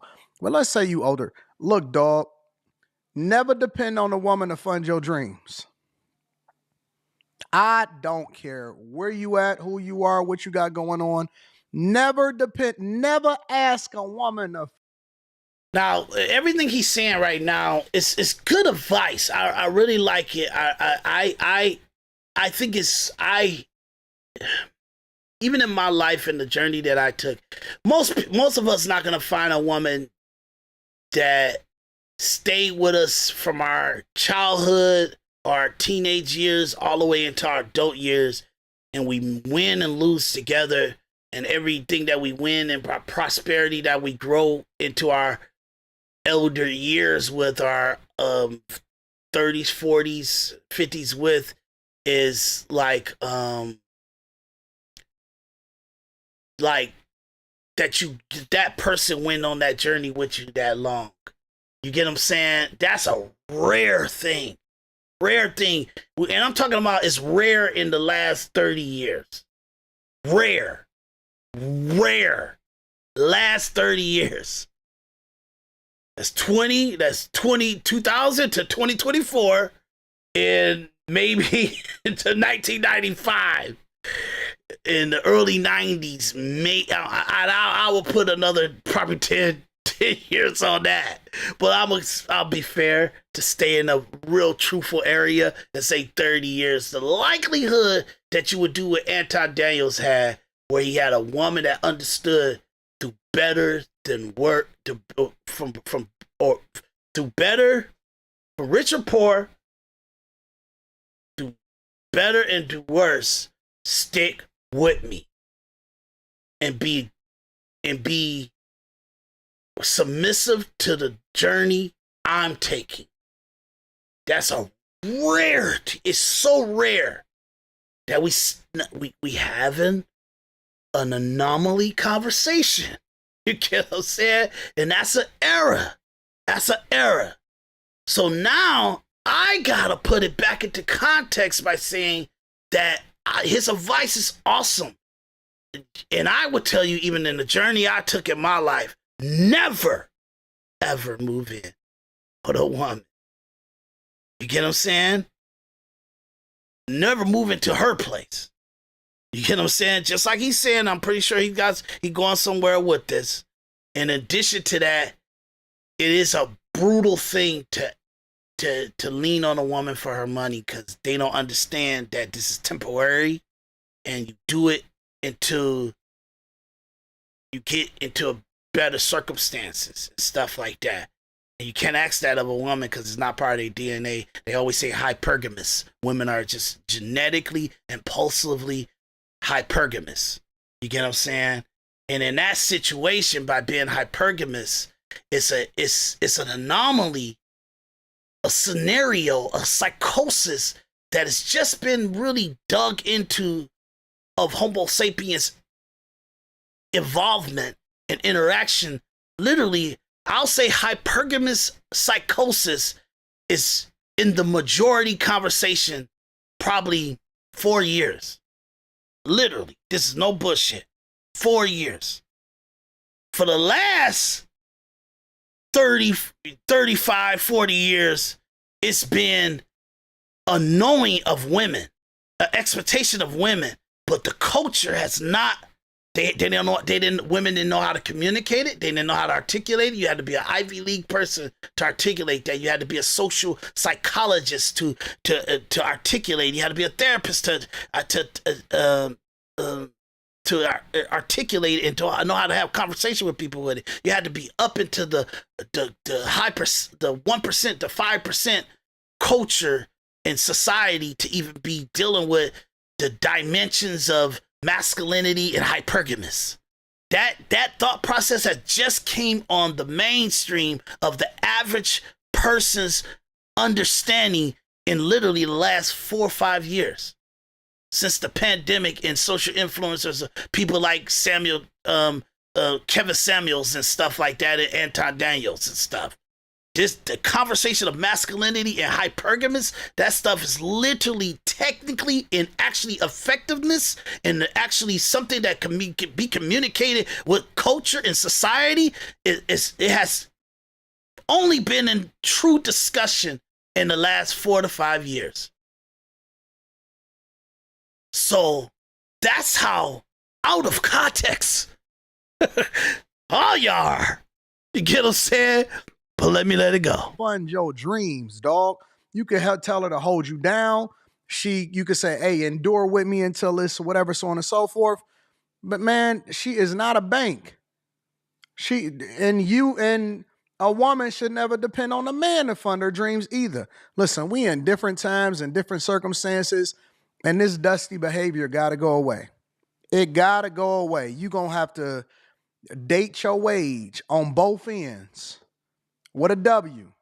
I don't think that guys need to be dating down no more. You need to start aligning yourself with people that's in the same space that you in, because usually, in most instances, your wage is commensurate with your maturity as far as where you are in life. If you, for example, are a person that's incredibly professional and you bringing a chick in from McDonald's, no disrespect to people that work at McDonald's, but you bringing in a cashier, she can't stand, next to your partner. She can't have a conversation with certain people. She don't even understand the type of stuff that you go through.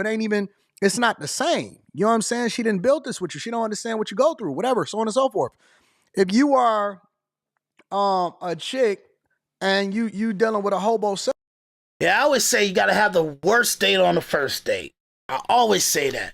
And I'm telling you, even in my personal life with my family members and stuff, and my brothers and stuff, I used to always tell them that's how I think. And they always thought I was wild and crazy because I would say stuff like that. But I always say you have the worst day on your first date. Why? Because expectations and the mindset and all that stuff like that. And like men, we love hard.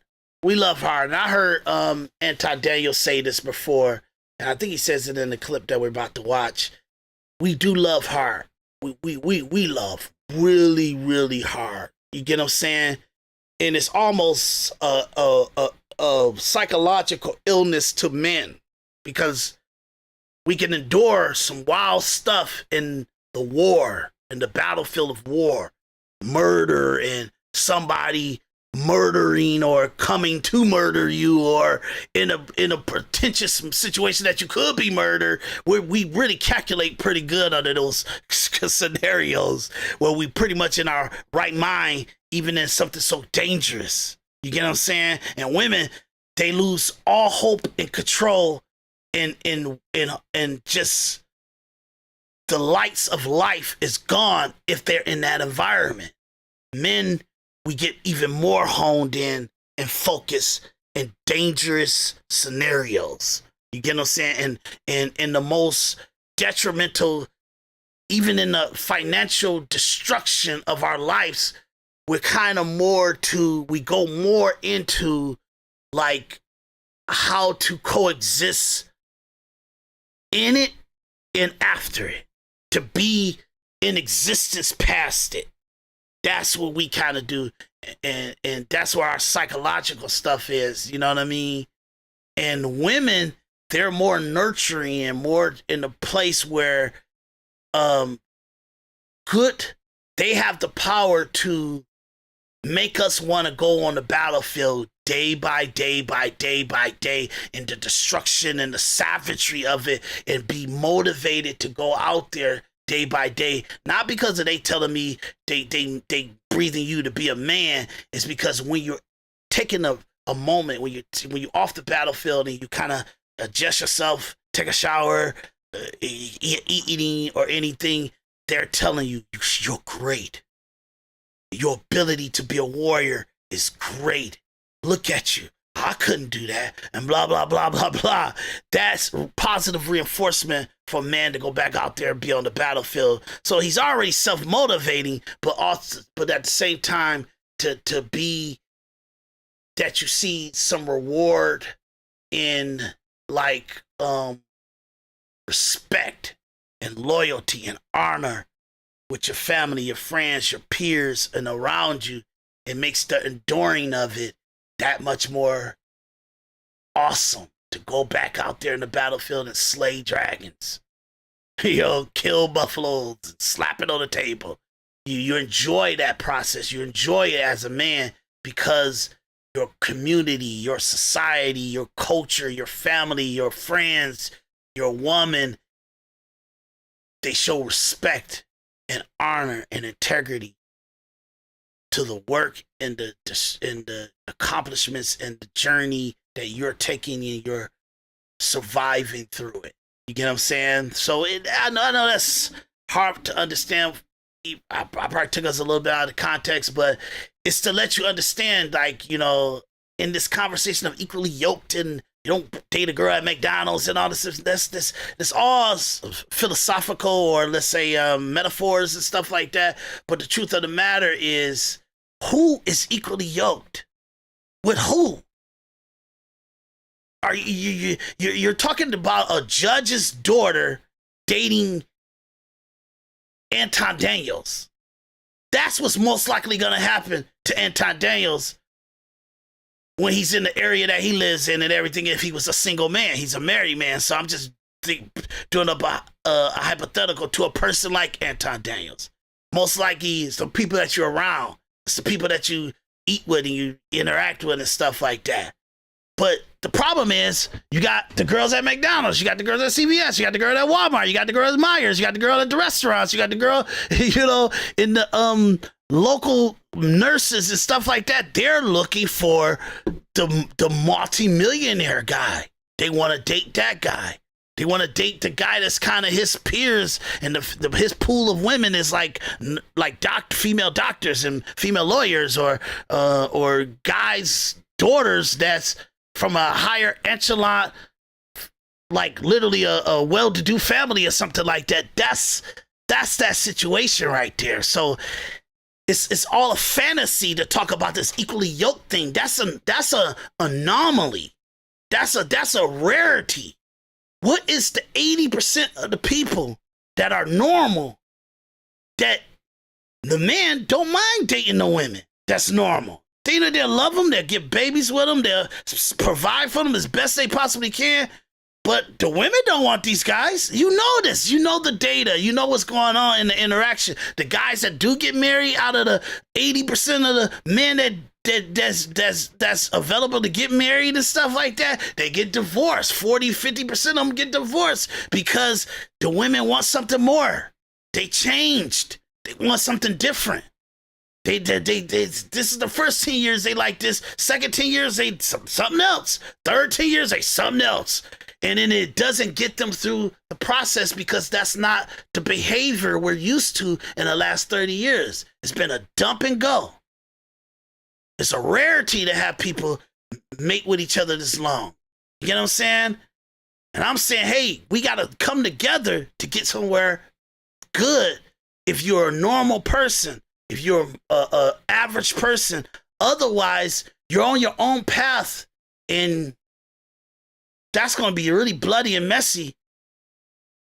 You get what I'm saying? Because now we got to have conversations about men not even dating, not even dealing with women until they get into their late 30s, early 40s, or into their 50s when they really a man of means. Now you go ahead and date. You get what I'm saying? And that's not fair to tell a man to endure that, because everybody can't be like Anton Daniels that married a girl through his high school year that went through the mud with him. And even when he was down, it wasn't down that much where he couldn't take care of her. You get what I'm saying? That enforcement and that positive reinforcement and that dominance and that psychosis. Because I'm telling you, if at least Anton, success is a mindset. You said this, and the success is a mindset. Where did you get your mindset from? Be honest. I'm talking about it. I'm telling you, if you go do detailed psychological brain analyzation, how the brain works, most of the time, who you are in your teenage years is who you are from 5 to 13 years old. So by the time you get 18, 19, 20, 22, 23, 30, 40, it's from a psychological impulse makeup of who you were and who you developed to be from 5 years old to 13 years old. Trust me, if you be objective and you do a detailed self-analyzation of yourself, it's behaviors you had with your mother, your father, your brothers that made you how you are even in your older years, were evolved in how you do it as an adult. But psychological things, 5, 13. So when you're telling people to get equally yoked, where two people have to kind of come together to rise above where the fuck they come from.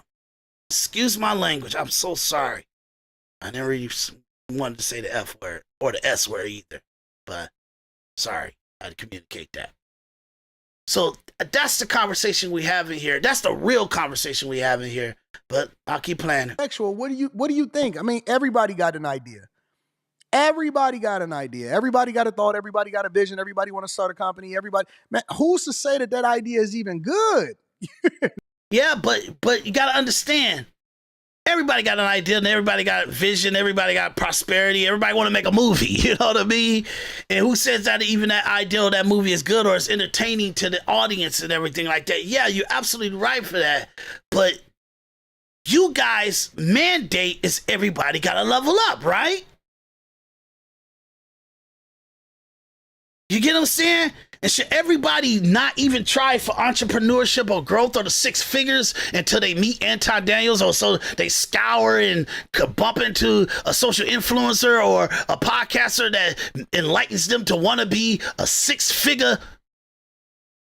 You get what I'm saying? It's like, is that's what make you where you have ideas that you can throw against the wall? And look, man, they say 5% of all new businesses make it past the 3rd year. 3% of all businesses make it past the first 10 years. 3%.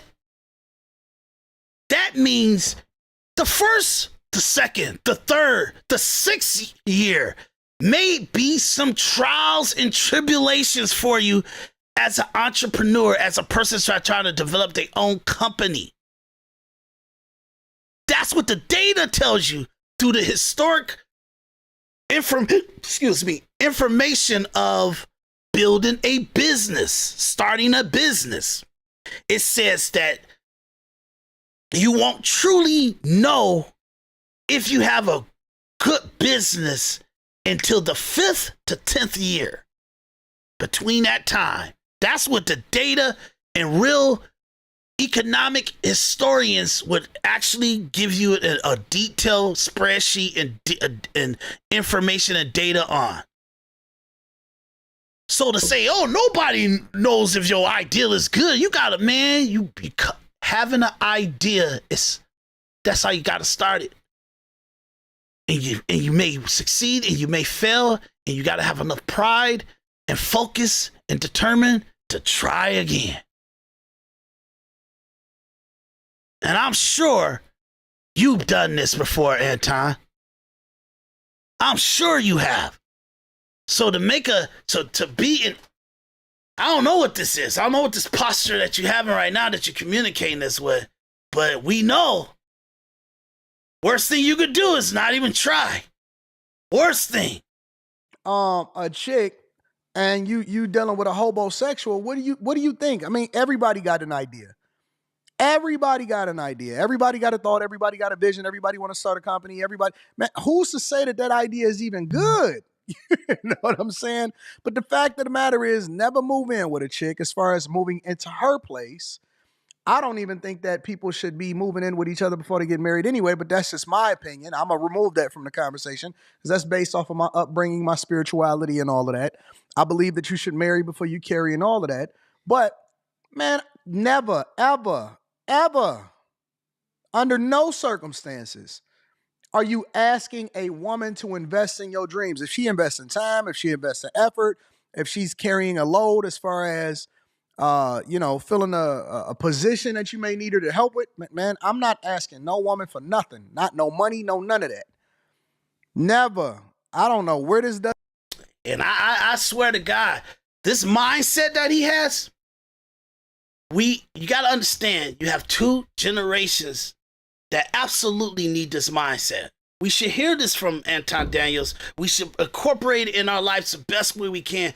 And sometimes you need to hear it redundantly to make it part of how you live. You need to put yourself in certain ways that you have to interact on a 3-week to a year basis in order to get it part of your everyday process and your psychological cycle.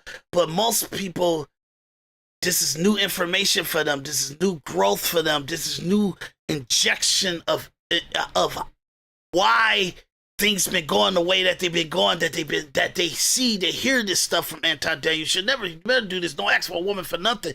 And we are incorporating this to some really great, sharp men and people that are evolving and growing and leveling up. We are definitely injecting this into our lives, but do you understand the destruction that we are doing as we inject this into our lives? I'm telling you, when I decided to go into my own entrepreneurship, into my own building, what I'm building as I'm doing, the work that I'm doing and the sacrifice that I'm doing, and how destructive it is to what my normality was. You get what I'm saying? It's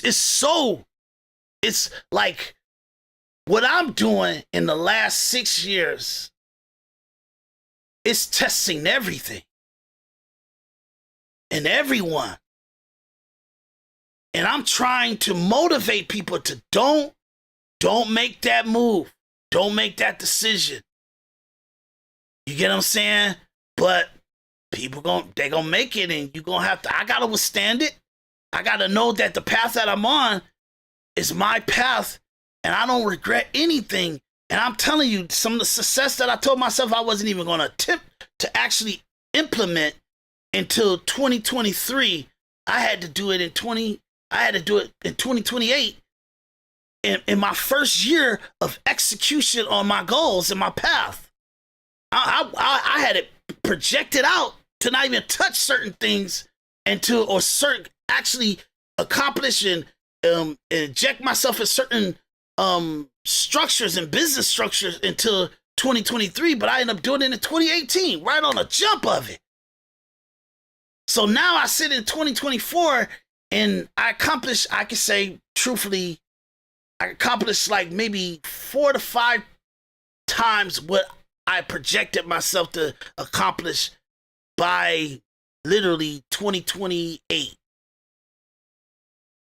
At 2028, that was going to be my 10-year mark. And what I felt like I needed to show up with on that day, I showed up with it. Maybe I'll say 3 years. I think it was 3 years. 2018 to 2020, I had pretty much the power to be dominant in what I've done. Okay? So, yeah. The mindset of Anton Daniels and all the stuff he talking about, never move in with a woman and don't ask no woman for money, or don't ever let a woman. I advise that to be in every man's mindset. You have to train yourself. If you're not that way, if you're that way, cool.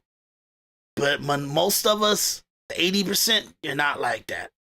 And you have to train yourself. This is what you're going to deal with 5 years down the line, 10 years down the line, 20 years down the line in your relationship.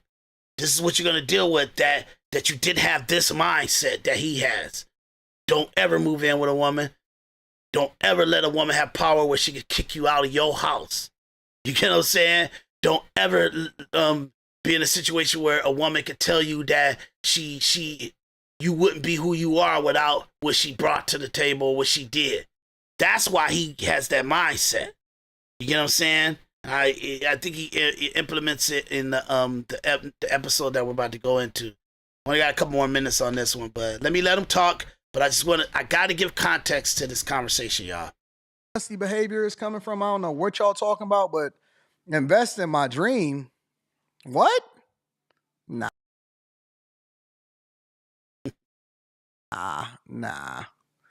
Nah, we not doing that. He said, give me 12 months or 24. No more than that. 2 years? If you invest in me, I promise you what I'm going to build will equal where you are. If you invest would you have in a me? problem investing in That's him? wild. What does investing in him mean? Let's say he needed $700 And you know, guys, a month. I'm Yeah, look. Anton, you keep interjecting and you start to trip about the scenario in the what if conversation that they're having. And you're coming out of context what the conversation they're having. You get what I'm saying? What is the overall goal that we're trying to have here?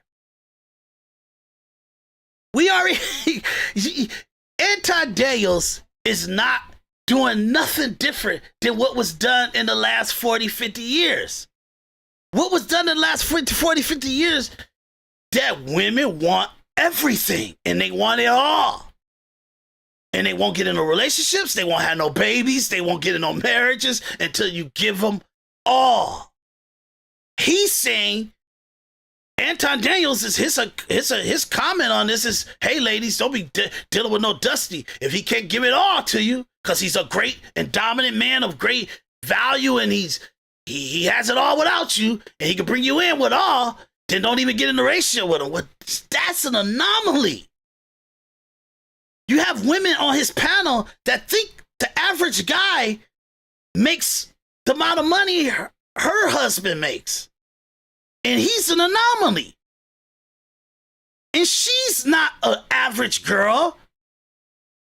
You get what I'm saying? She got tattoos all over her, but beautiful hair, beautiful figure, better really appealing femininity cycle looks and stuff. You know, it's like the psychosis of why she got the husband she got. She thinks it's an anomaly. She thinks that she's magical, that she just this is how great I am. No, it's accurate. You know, your parents gave you great genetics. You look good and you look favorable to most men, that most men in a great economical situation, if you appeal to that man, he'll take you on, he'll take care of you, he'll do what he got to do to take care of you. And that's from Dusties all the way to the multi-millionaires. And she has found her a person that's well-to-do. But that's an anomaly. We would not have so much structure in men and bad interaction between men and women and the prosperity of men and the actual aggressiveness and accomplishment of men and dependency of men if we didn't have such a broken,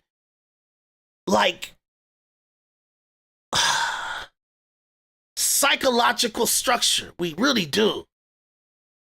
You know why men are able to be providers through, I'll say, through the history of time, all the way up to the 1970s, men were always built to take care of a whole family, no matter what the economical growth is and the exchange of the times is and all that stuff. They were always able to do that. What happened in the 1970s to 2020? And we're talking about 40, 50 years that this whole world been out of whack. So we totally changed the history, 2,000 years of human activity. And we say the validity of how our psychological and biological structure should be, we got to adjust to this last 40, 50 years. Men are doing it now. We're a little late. Took us 40 years to adjust to what we're doing. But what is it showing you? After we adjust, it's no way I'm going to live with a woman that don't love me. That won't be submissive and a caretaker and a real Like, no matter what I go through, you going through it.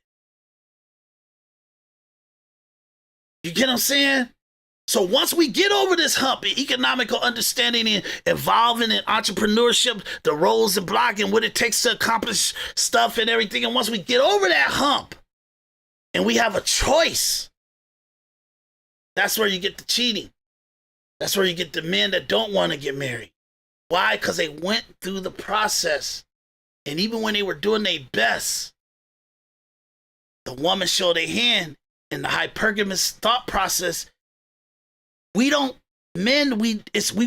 raised to not even deal with the hypergamous situation as a bad thing, because you have a virgin and her father is in the family is wedding you to this woman and stuff, and you guys come to each other, and the mate of that marriage is with great hopes and prosperity and structure, that both people are not wounded and damaged while they come to the union.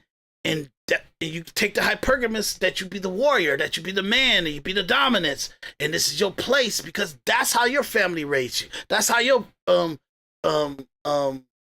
culture raised you. That's how society raised you. But you got 40 years of men not being in the household, women getting a divorce relentlessly and breaking up these psychoses of male behavior and woman behavior, masculinity and feminist. It's so foreign and it's so broken. And you got the gangbangers and you got the drug, crack cocaine epidemic. And then you got the crazy. It's just what we did with society from 1970 to 2024 is destructive to any logical, fair-minded, and structural union. We have to recreate it now. And we're recreating it under the conditions that a goddamn four is putting mandates and demands on her man to be a 10? It's crazy. Crazy. And then we're going to come on this podcast and advocate that they're right. And we got 40, 50 years of data to tell you this is not working. This level of culture is not working. You get what I'm saying? But we're going to do everything we got to do to keep this game playing. I think we doing a disservice by doing it.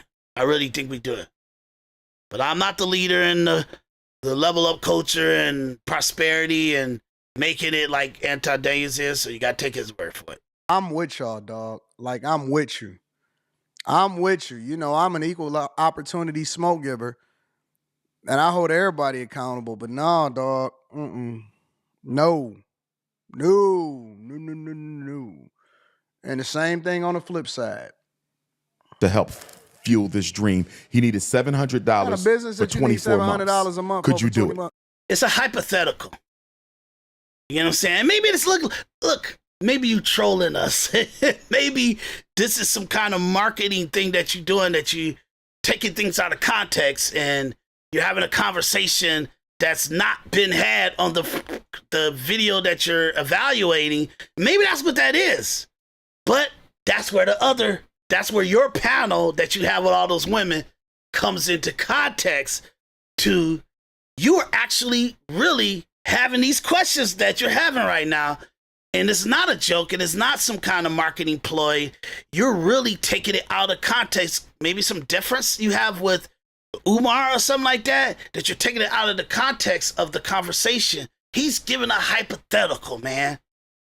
He's giving a hypothetical to the $750 a month and all that stuff like that. It's all hypothetical. It's to actually have the actual conversation that they having is, will you give up your money for the prosperity of the family and where we going? And then on the panel, you guys have about almost a 2-hour conversation about I won't be giving no man no money without him being my husband. This is in the conversation of you guys are a union, that you're growing with each other, that you're in a relationship to be better with each other, that you are taking each other serious. Would you do that for that person? I don't want to have no conversation with some random guy you dating and he asks you for $750. That's stupid. The logical conversation that's in context is, what are you willing to do to help your man level up? And if he has, where he doesn't ask you for anything, but at this time, in this specific situation, he wants you to help him to execute on the actual goal. You know what I'm saying? You don't know what that may be. He may be want to do a lawn care company or something. And he got the truck, he got the actual the camper that puts the equipment in the truck and stuff. He bought a lawnmower, but he needs a weed whacker, and he needs you to give him the money for the weed whacker. He needs to be able to pay for the bills, but he can't pay for the bills and buy this weed whacker. And you're saying, don't even ask her for the weed whacker. Find some way to get somebody, a family member, a friend, to give you the money for the weed whacker. I'll take that. I understand that. You get what I'm saying? But this is a hypothetical conversation about how much are you innately, in introduction, ready to be in a relationship, let alone a marriage. A marriage means everything you do, every dream you have, every accomplishment you got, every prosperity that you have, everything that you're doing, and the reward, and every dime you make, you bringing it to us. Vice versa. You're bringing it to us. I'll say, this is what I plan we should do with the money. This is what I think the structure is. I think this is a better outcome of the situation. She would say, hey, I think we should do this. I think we should do this. But if we do it that way, this will happen to it, and we'll have a loss over here. So my idea is better. This is the direction we're going in. And we have a risk analysis, a risk filter or threshold to make sure that we don't risk too much and that we just don't go out the world's ass backwards. That's what a man does. That's what a relationship is. And don't do it, guys, because the level up, the real players, the real high-stake players, the highly accomplished people like Anton Daniels say, don't do none of this. You find your prosperity on your own. You find your growth on your own. In the battlefield, if you need somebody to hand you a bullet because you ran out of bullets in your gun, don't take it from your woman. Find it some other way. You're reluctant. What business is I am it? reluctant. I am reluctant because what's the guarantee? There is no guarantees in love. There is no guarantees in romance. And also, I think. And what's the guarantee? The guarantees, yeah, I understand. It's hypergamous. It's like women, they go for security and all that stuff like that. And I get that. I get that. And I'm telling you, I get that 100%. And I think it's a bad thing that we don't know that prior to getting into any relationship. I think that's a major study for a father and community men to tell men that your only value is what you bring to the table. Your only value is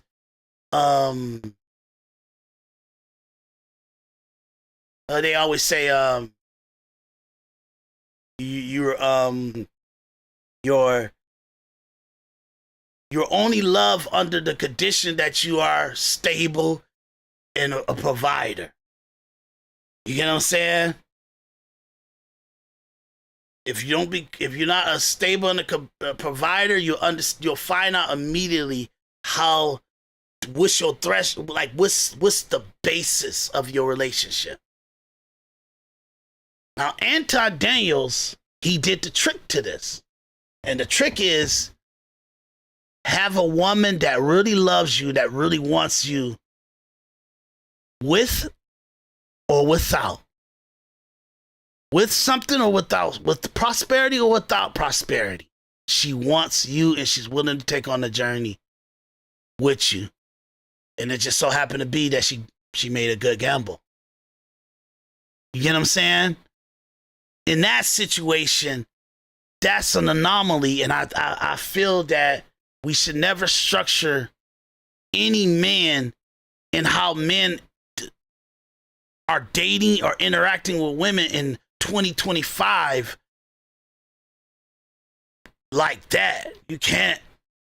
They come with so much baggage, and they totally did a lot of disrespect to how you, like, based on the exchange before you got to him. So it should be some kind of realistic situation there. You know what I mean? So, but look, like I said, he's the leader. He's the one who's doing great work, great prosperity. And even I'm using this video because he's doing so much good work, and he's injecting real good conversations into the lexicon of humanity. I think context matters. How long have we been together? You know, if it's just a guy. The context is already they've been together. Nobody asking you for something. She's injecting. The context matters. How long you've been together. What's the likelihood out of 100% that if all men in 100% asking for a woman to help him on an entrepreneur endeavor is a guy that just met the girl? Out of 100%, how many of those are relationships that has not been a year, 2 years, 3 years, a long-term relationship, marriage involved in that situation? Common sense tells you most of them, these are longevity relationships. The guy he's in a major evolution or process and growth situation, and he needs a little bit more capital to execute on what he's endeavor that he's in tackling and path that he's tackling. So that would be with somebody he trusts. We don't come and ask women for money, and it takes a long time for us to ask for help. That's genetically, impulsively the average man brain. All men. I'm good to say it's in a 90 percentile that all men, that those men, 90% of men, it took them a lot. They went through a lot before they came to ask the woman or anyone for assistance. So for her to inject, well, I'm not gonna do it for a guy I just met, that's to throw you off. That's to throw your point of view off. That's to do a rope-a-dope that you got him. This is like a debate one-on-one strategy. And somehow all that stuff they teach, do debate class in Harvard and Yale and all that stuff, women have this by nature. By nature. Twist something up, misconstrue the conversation. Now you're having a whole different kind of conversation under a different premise that is not the premise that was initially set. And now you're confused, even if your opinion is accurate. And you're always been accurate. She's just trying to trick up the foundation context. It's ridiculous. That I met last year, and all of a sudden he has these dreams, and he y'all wants been me to dating fund for it. about 2 years. You like him. There might even be some love there. And he's saying there might be some love there is crazy. There has to be some love. He doesn't know you, and he doesn't know how you will be in 2 years and all that other stuff. He got you. You keep giving him situations that he has to say, okay, let's put this into a realistic situation here. And he's injecting in realistic tones and structures and context to the situation that you're trying to eliminate the original contextual question and evaluation and the interaction that you guys are initially discussing. You're trying to have a total different conversation under new paradigms and new evaluations. It's ridiculous. She's trying to construe the most common sense outcome of this discussion, and she's muddying it. And guess who's there with her? Let's say there has to be a future there. And I think that's what I'm saying. Context matters. If I see myself with but this you didn't man. answer the question. Let's say all those things are there. Will you financially invest in him? Nope. Be honest, my queen. My queen. They already answered for you. They said hell to the nizzo. Yeah. Look. Why not, though? Why I don't do you want nothing from nobody unless it's coming from the bank. Yeah, that's you, Anton. You cannot even say that anymore. You won't need any help from the bank or anybody. You done made yourself a bank. That's how good Anton Daniels did. He's a bank. He got money and investments and certain things like funding, things he's funding. You know what I mean? And when he funds it, he's funding his own stuff. And he don't even need to go to get a loan. He don't need to find capital. His capital from media, from websites, from Patreon members, from being a commentary on Fox News, to doing podcasting, to investments in his real estate, to different other entrepreneur things that he's invested, all the dimes and nickels and every dollar that of the hundreds and the hundreds of thousands to millions of dollars that he has put it into things that turn money. So he makes 2%, 10%, 20% on what he already made. Okay? So he's got money turning for him in the investments he already made, and is spitting back money out to him that he can invest in other stuff. He his own bank, y'all. So he don't need no help from nobody. And I'm not saying that any man need help from a woman or anybody else. I'm just saying it's an anomaly situation. The stuff that he go through, the mindset that he has, is what the 1% has, the 5%ers have. And there's some people that's in the 20 percentile that's moving from 100,000 into like the couple 100,000 area. Those people are starting to adopt his thought process because they're starting to have to go to cocktail dinners or be in business meeting and turn their money in certain 401ks or like bonds and stuff like that. They starting to have to deal with people with big thoughts and big ways of doing things. So in that situation, you're talking about the 20 percentile, the top 20 percentile. 80% of people need to go to war with our society, our economic capitalist structure. They need to bind together and battle it. That elevates them. And if most people are never going to get that, why? Because everybody's on Instagram, on YouTube, telling them don't even deal with a person that you see on a daily basis, that you may come into contact with, that may be in the situation that you are in. Don't even deal with them in a prosperous manner. Deal with them in a what have you done with me, what have you done for me lately manner. The culture, the level up culture, the definition of the level up culture is when you're on the level of your peers and the people that you're in contact with, the people you come into contact with. If you come into contact with these people, it's supposed to be a what have you done for me lately culture. That's how it's supposed to be. Not are we fighting the war together. It's what have you done for me lately culture. And that's what we want to go through. But guess what? Anton, y'all not bringing nothing new to the table. This ain't no great advice. This not no intellectual high standards of acumen. This is what we've been doing for the last 40, 50 years. It's been a what have you done for me lately culture. It's been hypergamous culture for women. And what have that got to you? What have that got for you? And they always say, well, white women are like this too.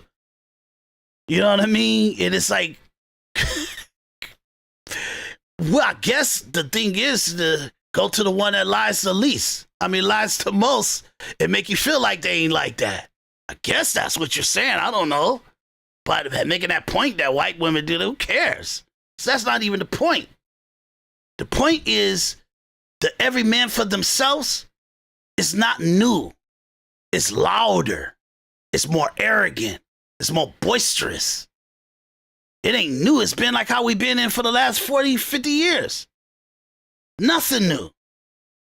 The new culture, the new psychological thing is that men decide, nope, I'm going to level up. I'm going to have respect for myself. I'm going to do something to be able to look myself in the mirror and see that I've done something and I accomplished something and in that mindset, if I come out and I get liquid and I get myself to a better prosperity, then I got to try to figure out this life back in the prehistoric days where Jesus created Cain and Abel and Noah and all that stuff. And what is that? That I'm on my own and I'm just a person journeying through the world, and it's whatever it is. So I know I'm kind of getting confused, but let me put it in a roundup. The end results of the level up culture and our leaders and our actual high functioning men like Anton Daniels and a lot of other podcasters and a lot of successful people out there, if we use the advice that they give, the end results is going to be out of just pure cause and effect is that every man is going to be like Nick Cannon, where he's not tied to anyone, not tied to any family. Why? Because why be tied to a hypergamous individual? And what's the point of that? Because it's an anomaly and it's fantasy to have a wild, like risky woman, how Anton's wife was for him. She is wild and risky for him. You know, like when she decided to be wild and when she decided to be risky, it was for only Anton Daniels. And all her wildness and her riskiness to go to the slums, if that's where their journey takes them. That thought process, woo! If you lucky to get 1% of this world to be in that mindset, that's a hell of a number. He has an anomaly. And I'm around good women, really women sacrificing. They do some real risky stuff. But they, man, all through it, all through the moments, all through their history, you can see all kind of moments where hypergamous, brutal, disrespectful, unloyal. You get what I'm saying? It was there. And now they may have got past where it wasn't used against them. But it played out. And they got years of it. Decades of it. So if you a man in your right mind and you doing it, you see this. You're aware of it. You know what I mean? And if you see a woman moving like that, it's broken and it can never be repaired. Anton's wife hasn't broken it, so that's why it don't have to be repaired. And he can't see that his real way of being, he would have to implement that. He don't have to. He trusts her to be that person that's going down with the ship. You know what I'm saying? So I didn't mean to bring her into it but he's having a conversation about husband and wives, and a lot of his like how she's getting triggered by Umar in this lady's conversation. The driving path is because, and I'm happy for him, and he deserves it. He deserves the happiness of his family and his wife and how he conducts himself, and how he deserves that because he did a lot to make his household and his relationship and his marriage like that. Anton did. So he deserves it. But that's a conversation that the majority of the population of Earth is not having. And Americans are not having. 80%, he says 99, 80% is not in no way to be as like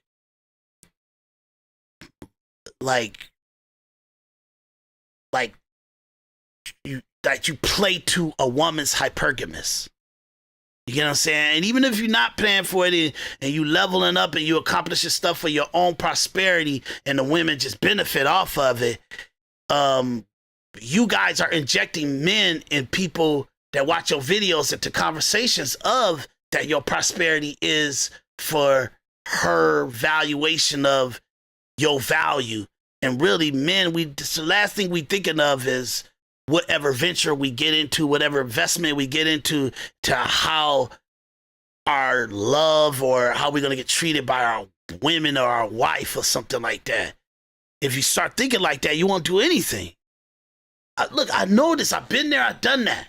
You won't make a move because you don't want to disrupt your household. You don't want to disrupt what's normal and what's the normality of your relationship. But I say you got to throw all that shit to the wind. Throw it all to the wind. Sorry about my language. Throw it all to the wind, because when you focus on that, you're not going to accomplish anything. It stunts your growth. It slows it down. Okay? I know I went long on this one. I guess I'm going to have 2 parts. Bank, bro. I don't want nothing from nobody individually unless it's coming from the bank. Unless we partnering together and we putting in on this and we removing the love part, because you can't sleep with the people that you're doing business with often at times when it comes to these type of financial transactions that's outside of marriage.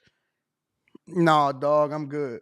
A problem with that, given the atmosphere of racism and economic oppression that black men suffer in Australia. Why would you have a problem? But what are black men subject to that women are not? We're going through the same thing. True, but it operates differently. The racism against black men is significantly more. So I guess he's in Australia. I guess Umar is in Australia. He having this conversation. So, like I said, he's in the context of the conversation that they're having, and he's interjected some race bait bull crap in there, where you gotta stop the destruction of black people doing harm to your prosperity before you can even start dealing with any of the systems or the white man's demonizer. I think when black people try to accomplish something in the inner city or in their culture and their stuff, I think other black people are trying to destroy what you're doing and bring an impediment to what you're doing and your accomplishments, and you have to overcome the different things that they can throw to how can I say bring destruction to what you're doing. So that's the real issue there. You get what I'm saying? You gotta evolve past like the type of things that can happen to your companies, what kind of plans that you guys have and all that stuff like that. You gotta overcome that in order to how can I say, to be able to what I say, to come out of, like, 'cause Umar is having a conversation of like the black man's is oppressed and all that other stuff. Yeah, we're oppressed by the black man, that we can overcome it because we're in a capitalist structure and we're in a capitalist paradigm where winners win. And I'm telling you, it rises over all kind of race baiting stuff and everything. Winners win. You get what I'm saying? And when winners winning, they don't have to deal with how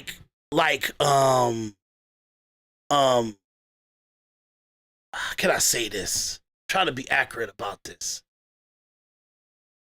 When winners winning, they can because of this capitalist structure, it overcomes the legislation, laws, and the racism that's in anybody, because capitalism goes around the world now. It's global. So economical structures are global. When you put a YouTube, when Anton does his YouTube and stuff like that, if people in different states and different his money is made by people in different states and different countries adapting and gravitating to his content. That's capitalism. And that will happen with good products and good manufacturing and good service. When people exterior of the immediate consumer base gravitate to your product, that helps your prosperity and your economical growth. So, make a long story short, your problem ain't like it ain't a bunch of white people. You know what I mean? And he's trying to make it seem like his problem, like your problem is white people. Umar Johnson. I'm talking about Umar Johnson. So Anton, he gets irritated every time he bring up a conversation about some kind of white man oppressing the black man type of thing. But the truth of the matter is that Umar is wrong on that situation. He keeps interjecting that race bait stuff into the conversation, and it throws Anton off and take Anton a little bit out of the context of the conversation him and the girl are having about two people coming together, and because she's light-skinned and she got good wardrobe, she's making enough money to be prosperous, and now she's got to go out and date and find a man that's like good enough for her, but a man don't like a woman walking up to him with gel in her hair. That women don't understand stuff like that. You automatically get put in a section, and a man won't take you serious. So that's why you're having the issues that you are having. And I don't know if this woman's married or not, but she's advocating for other women that she's talking about. But at the same time, I would like to see what her bigger picture is. Because I don't want to, I'm speculating, and I apologize for that. But I just wanted to kind of get into the context of why these two men are having a conversation, and Anton is coming a little bit out of the context of the conversation of being equally yoked that they are having, or that average women, because obviously these two people, I don't care what nobody say, Umar's making enough on his social media profiles and his social media podcasting and his social influencer stuff and his advice to the black community and whatever relationship people. He making enough money for that it ain't like normal people. He in the six figures. And he said that they started the conversation, he told the girl that she's making a lot of money. So he knows enough about her to know that she's a successful podcaster or something that could get him on her show in Australia. You know what I'm saying? So she's got a high prosperity too. So that's the context. They're anomalies. They're out of the norm. They're in the 20% the top 20 percentile, and 80% of the people listening to their podcast, listening to what their advice given, it ain't gonna work for them because they don't play they don't even know how to approach a person with means and how to conduct themselves. They automatically come hard, loud, obnoxious, broken. You get what I'm saying? It's another show that Anton Daniels have that I actually want to do a reaction to every single episode, because there's some extreme ratchetness on that show, and it's called like Ran Up or some like a Less Rant or something like that. And boy, it's a hurricane of ratchetness, and these are women of well means. How is women of well means conducting themselves in the most ridiculous ratchetness? If that's the pull, we're in trouble. And trust me, it's the pull. Okay, let me go back to this. Let me go back to this. More aggressive than the racism against black women. Now, I don't want to get into an oppression Olympics because I agree with you. We all suffer and we suffer together. But a man's primary responsibility is to be a provider. And we don't feel adequate as men when we can't provide. So your king, who you love, who you've been dating for 2 or 3 years, is saying, baby, invest in me for these 18 to 24 months. And I promise you I will cross that finish line. You're still reluctant. I'm reluctant. As my husband, if we were married and something like that happened, of course, I would be open to doing that. But would you be open to even marrying him if he was not the provider you needed him to be? He's saying, help me level up so I can become the person you want to marry. He's asking you to help him level up. I think. Let me tell you why you're reluctant. And I don't have a problem with your reluctance, but I want to explain something. Okay. And I I'm want all trying to my be young objective. sisters to hear me. A big difference between the snow bunny and the African queen is the snow bunny. You can't be objective, though, because, Anton, as you have this conversation and we go into that panel conversation, because I got triggered on that one. I had to stop it and do this episode. That's how crazy it was. You have to understand that this conversation is the one that you guys are not having. This is the conversation that you guys have not been having for the last 4 to 5 years of this social media podcast influencer, manosphere, red pill, relationship dynamics, the gender war. I call it the gender war. You know what I'm saying? And this is the conversation that you guys, sooner or later, you're going to have to come to. And the conversation that you're going to have to come to is that we can't talk about anomalies no more. We have plenty of conversation and podcast episodes and podcasters that are multimillionaires, and they got a bunch of cars, bunch of houses, and they got all kind of liquid money. They got all the women desiring them and wanting to be with them and all that stuff. And they come on their podcast talking about like trying to men picking the women apart because they coming on their podcasts and stuff like that, and the women kind of, guys are just kind of telling them certain things and placating to what they talking about and everything like that. But we're not having the conversation that everybody don't want to have. And what is that conversation? How are average people, the majority of people, gonna be cohesive with each other? How are they gonna be civilized with each other again? They're uncivilized. It is a war out there. That's why I said it's a gender war. It is a war out there. Real stuff. You get what I'm saying? Particles of the gender war. That's where all these different situations and different elements and different discussions and different stuff, it all sums up to the gender war. Hypergamous versus masculinity. The conflict in Homo sapien evolution of understanding.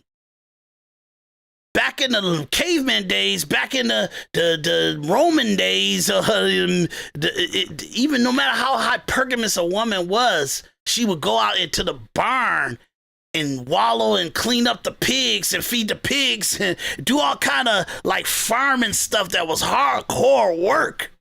You get what I'm saying? That ain't what we talk about no more, dude. This gender war is ridiculous. We can't even be civilized to even have the basis of that conversation with each other. And then the message that out of all your teaching and out of all your learning is you yo-yoing or spaghettiing or spider webbing with no, like, sometimes you mean this, sometimes you mean this, sometimes you mean this, but don't forget what I mean this. Nah, look, dude. The truth of the matter is men and women should come to each other with understanding what the overall goals need to be in the relationship. And the journey that you got to take to have that overall goal be executed on, everybody got to have mercy in that journey. Got to have mercy in that journey. And we have a culture that says don't even engage with people in the most human, primary, like, majority people are going to find a comfort in life on this path or path something like it. Most people are not going to be able to prosper like Anton Daniels, but you won't even know if you can accomplish what Anton Daniels is until you get into something that's stable. A support system that's stable. And the advice for people is to go from high school to 30, 40 years old alone and not having no connection with anybody besides your parents and your siblings and your family members. Just go total, or male friends, you just disconnect from women until you get into your late 30s, early 40s. And if you could prosper even faster, then maybe you could consider it in your late 20s, early 30s.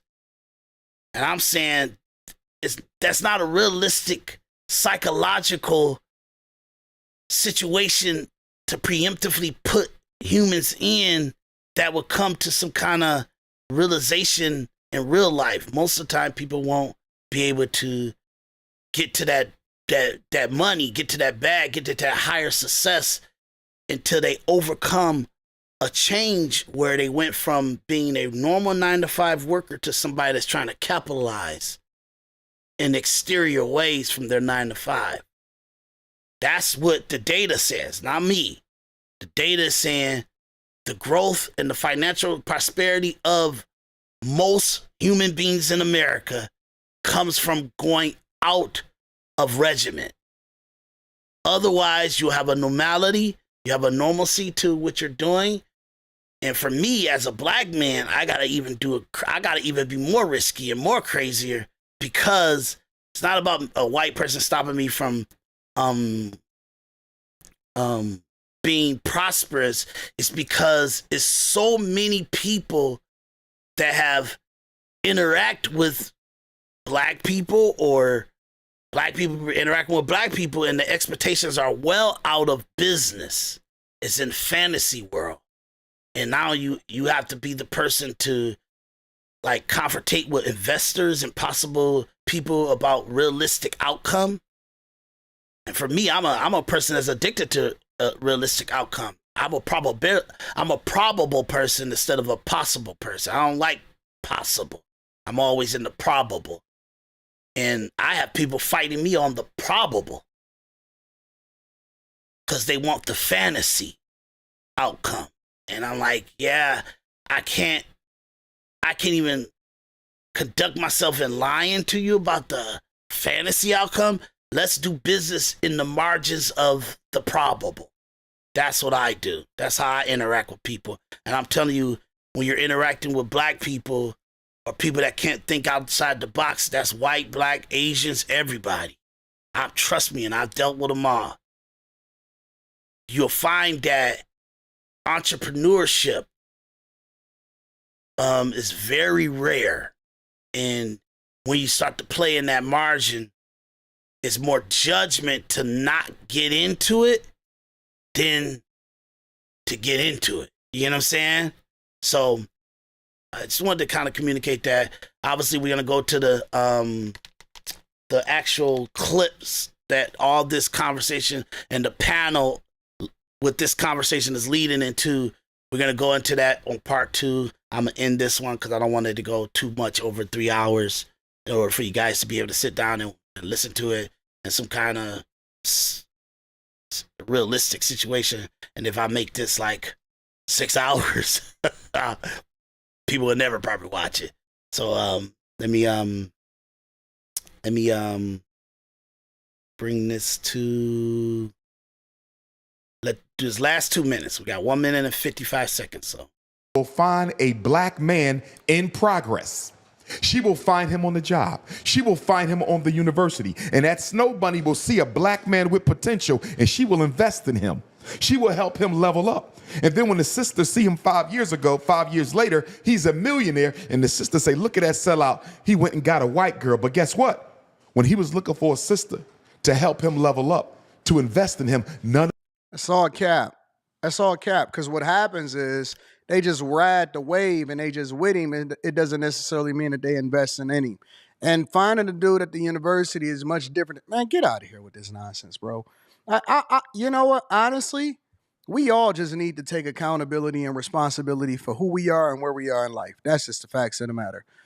That we got to take responsibility for who we are and the self-inflicted wounds and the decisions that we make in life. Wherever it is that I am, I deserve to be there. Good or bad, successful or failure. Whatever it is that I am in life, I deserve to be there. Now, you can sit there and debate with that.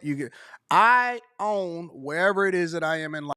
I agree with that. I made errors. I made bad decisions and risky decisions and stuff. I even say, like, because I understand what he's saying to the audience, and I'm saying to my viewers, you do have to own where you are. Decisions you made put you there. You get what I'm saying? Decisions that you made put you there. And I have a culture. I'm not culture, but I have a few people that's very close to me that are pretty much connected to me that want me to be sad about the journey I took over the last 6 years. You know what I mean? And I have to remind them that I've done all the taking care of people or being a person with financial means to help people enjoy their life, go vacation, go to restaurants, do all kind of stuff, buy clothing, jewelry, purses, all that stuff like that. All that stuff is, I've done all that to make sure that a person can get a loan from me and come get money from me and all that stuff like that. I've done that working a good job and making money, but I was not accomplishing what I felt I could accomplish. And it made me where I felt like I wasn't even using half of my brain. Not even my ability, not my brain, half of my ability. And I told myself, hey, look, if I'm going to die at 60, 70 years old, and a lot of the Generation X, we getting wiped out in our 50s, you know what I mean? If I'm going to die in that manner, I would have loved to have at least taken 10 years out of my life and gave it to my work, my real intelligence, my real ability, and go into that work and see what I do with it and what I'm able to contribute to that field. And so I told myself I was going to take 10 years and do that. Whatever it takes to do it. You get what I'm saying? And I had an agenda of what I needed to accomplish for the 10 years. And I say, I think if I be realistic, I think I accomplished it in 3 years. Like really accomplished it in 3 years. The benefits of a lot of the benefits of is where I'm at right now, where it's all about the growth, financial growth, and financial prosperity of what I've done. That's what I'm interacting and engaging and dealing with people on that level now, because some of the hard work that I thought it was going to take me 5 to 10 years to even get into where I started in 6 years ago, I actually jumped into that like 9 months after I took the plunge into my own journey. And the big thing that I needed to tackle, I'll actually start tackling it in 9 months. So but from that 9 months to that third year, when I really knelt it, I say, yeah, I'm way ahead of where I'm supposed to be at. So what I'm looking at, even if I'm kind of bringing in board members and bringing in financiers and bringing in like extra liquidity for operation costs, and just to make sure that we could just kind of make sure that the product is making us turning money and getting us a decent benefit, a probable outcome that's more likely reachable than not. I'm okay where I'm at for that. I really am. And that's a hard thing for me to communicate, because you got to take people through the details. And for me, I'm like a encyclopedia. So, of where I've been and where I'm going. So in that situation, when he says like, you are where you at, I don't regret any moment that I had over the last 6 years. And it has taken me financially on the roller coaster and some really dark moments and stuff like that. And my partner and everything sometimes too and stuff. But at the same time, it's the markers are been highly achieved. So I have to be respectful to the journey and not get into the mindset of the least like calculative and structural or strategic thought process around me, because that's when you start failing, when you think the sky is falling and all it is a dark cloud.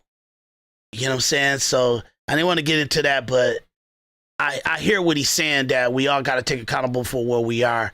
And that was me just kind of taking the analyzation of me looking at my life and looking at where I'm at and the different things that I'm going through, and taking a real accountability. Should I feel bad about it? Should I feel weakened by it? Should I feel demoralized by it?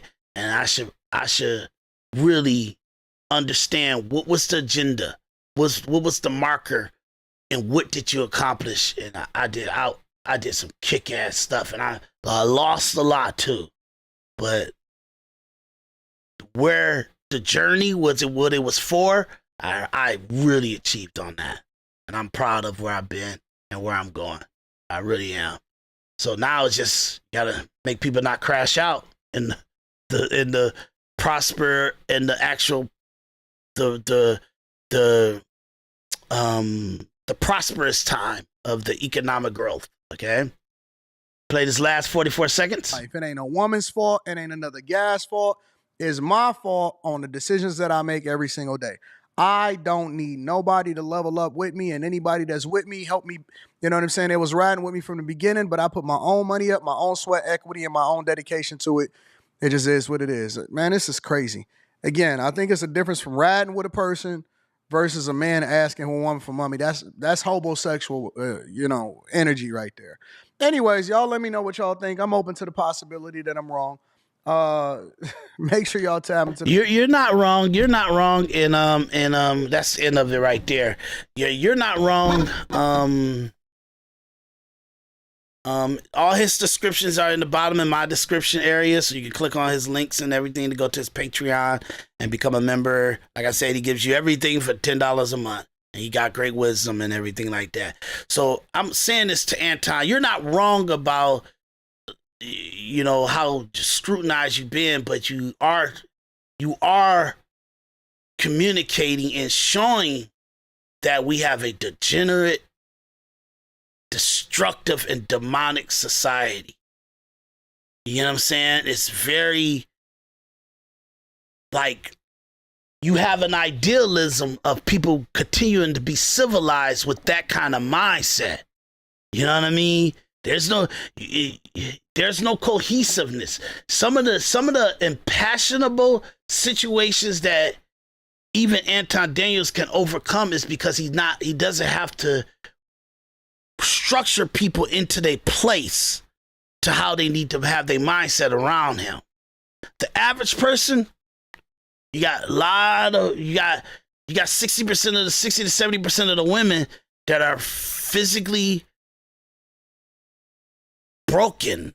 Not in no bad situation. It's just that they just been through the journey. They connected with too many people. They feel like they lost something that they actually want back, but that person ain't available for them, so they substitute them for somebody that they really not in love with or they want to be in, and then you find out, and the person find out somewhere down the line they have somebody that they didn't really want in the long run, and then this is happening to majority of the relationships if people get into relationships. And the people that don't get into relationships, they never get into relationships with the opposite sex or anybody. So what does that tell you? We get the society we got right now where people are totally combative with each other. They don't trust each other. They're only using each other for what they need them for. And then that's about it. And they always playing edginess. And they making sure that they don't get checkmate. That's the culture. You get what I'm saying? And everybody say, hey, throw away the millennials, throw away the Generation X, and just start to heal society with Generation Z. You know what I mean? I mean, the millennials, yep, Generation Z. And I'm saying you can't do that because the millennials and Generation Z, they're was it Generation X, Generation Y? That's the millennials, Generation Y, and then Generation Z. They're actually not even interacting. They're so crazy with Generation Z is that they're starting to not even like interact with the opposite sex. You know what I'm saying? And it's like, it's almost like a total final way to not even have to interact with another human being. And that becomes psychologically traumatizing, that it doesn't do well for them in society. So this level up culture that all our social media influencers think is new, and it's not new, it's communicative now. It's the way that we've been conducting ourselves with each other for the last 40, 50 years. And now, the only difference now in the last 4 to 5 years, in the last 10 years, is that we've been very aggressive about it. And what is that giving us? All the men don't want to settle down. Why settle down with a used up like condom? It's weird. Like why use like a used up condom? So if you think of it, Generation X been dating people that's been in multiple relationships before they got to them. That's been the culture. The baby boomers been like that. That's been the culture. So the leaders and the adults and the people that's actually really kind of, even the millennials, kind of having a conversation about like stable mindset when you come to your partner, when you get into a relationship, that has been broken through 3 generations that leads to communication. You understand? So whatever comes out of the mouth of a prosperous millennial, a prosperous Generation X, a prosperous baby boomer, is coming from psychological trauma that's integrated into that culture, into those people, no matter how prosperous they are or how dusty they are. Okay? Anton Daniels' description is in the bottom of the description. You guys can click on that. And then I'm going to see you on part 2 in a few more minutes. I'm going to kind of go get some water and everything. And then I'm going to come back and we're going to kind of carry this on and wrap this on up. Okay? See you in a moment.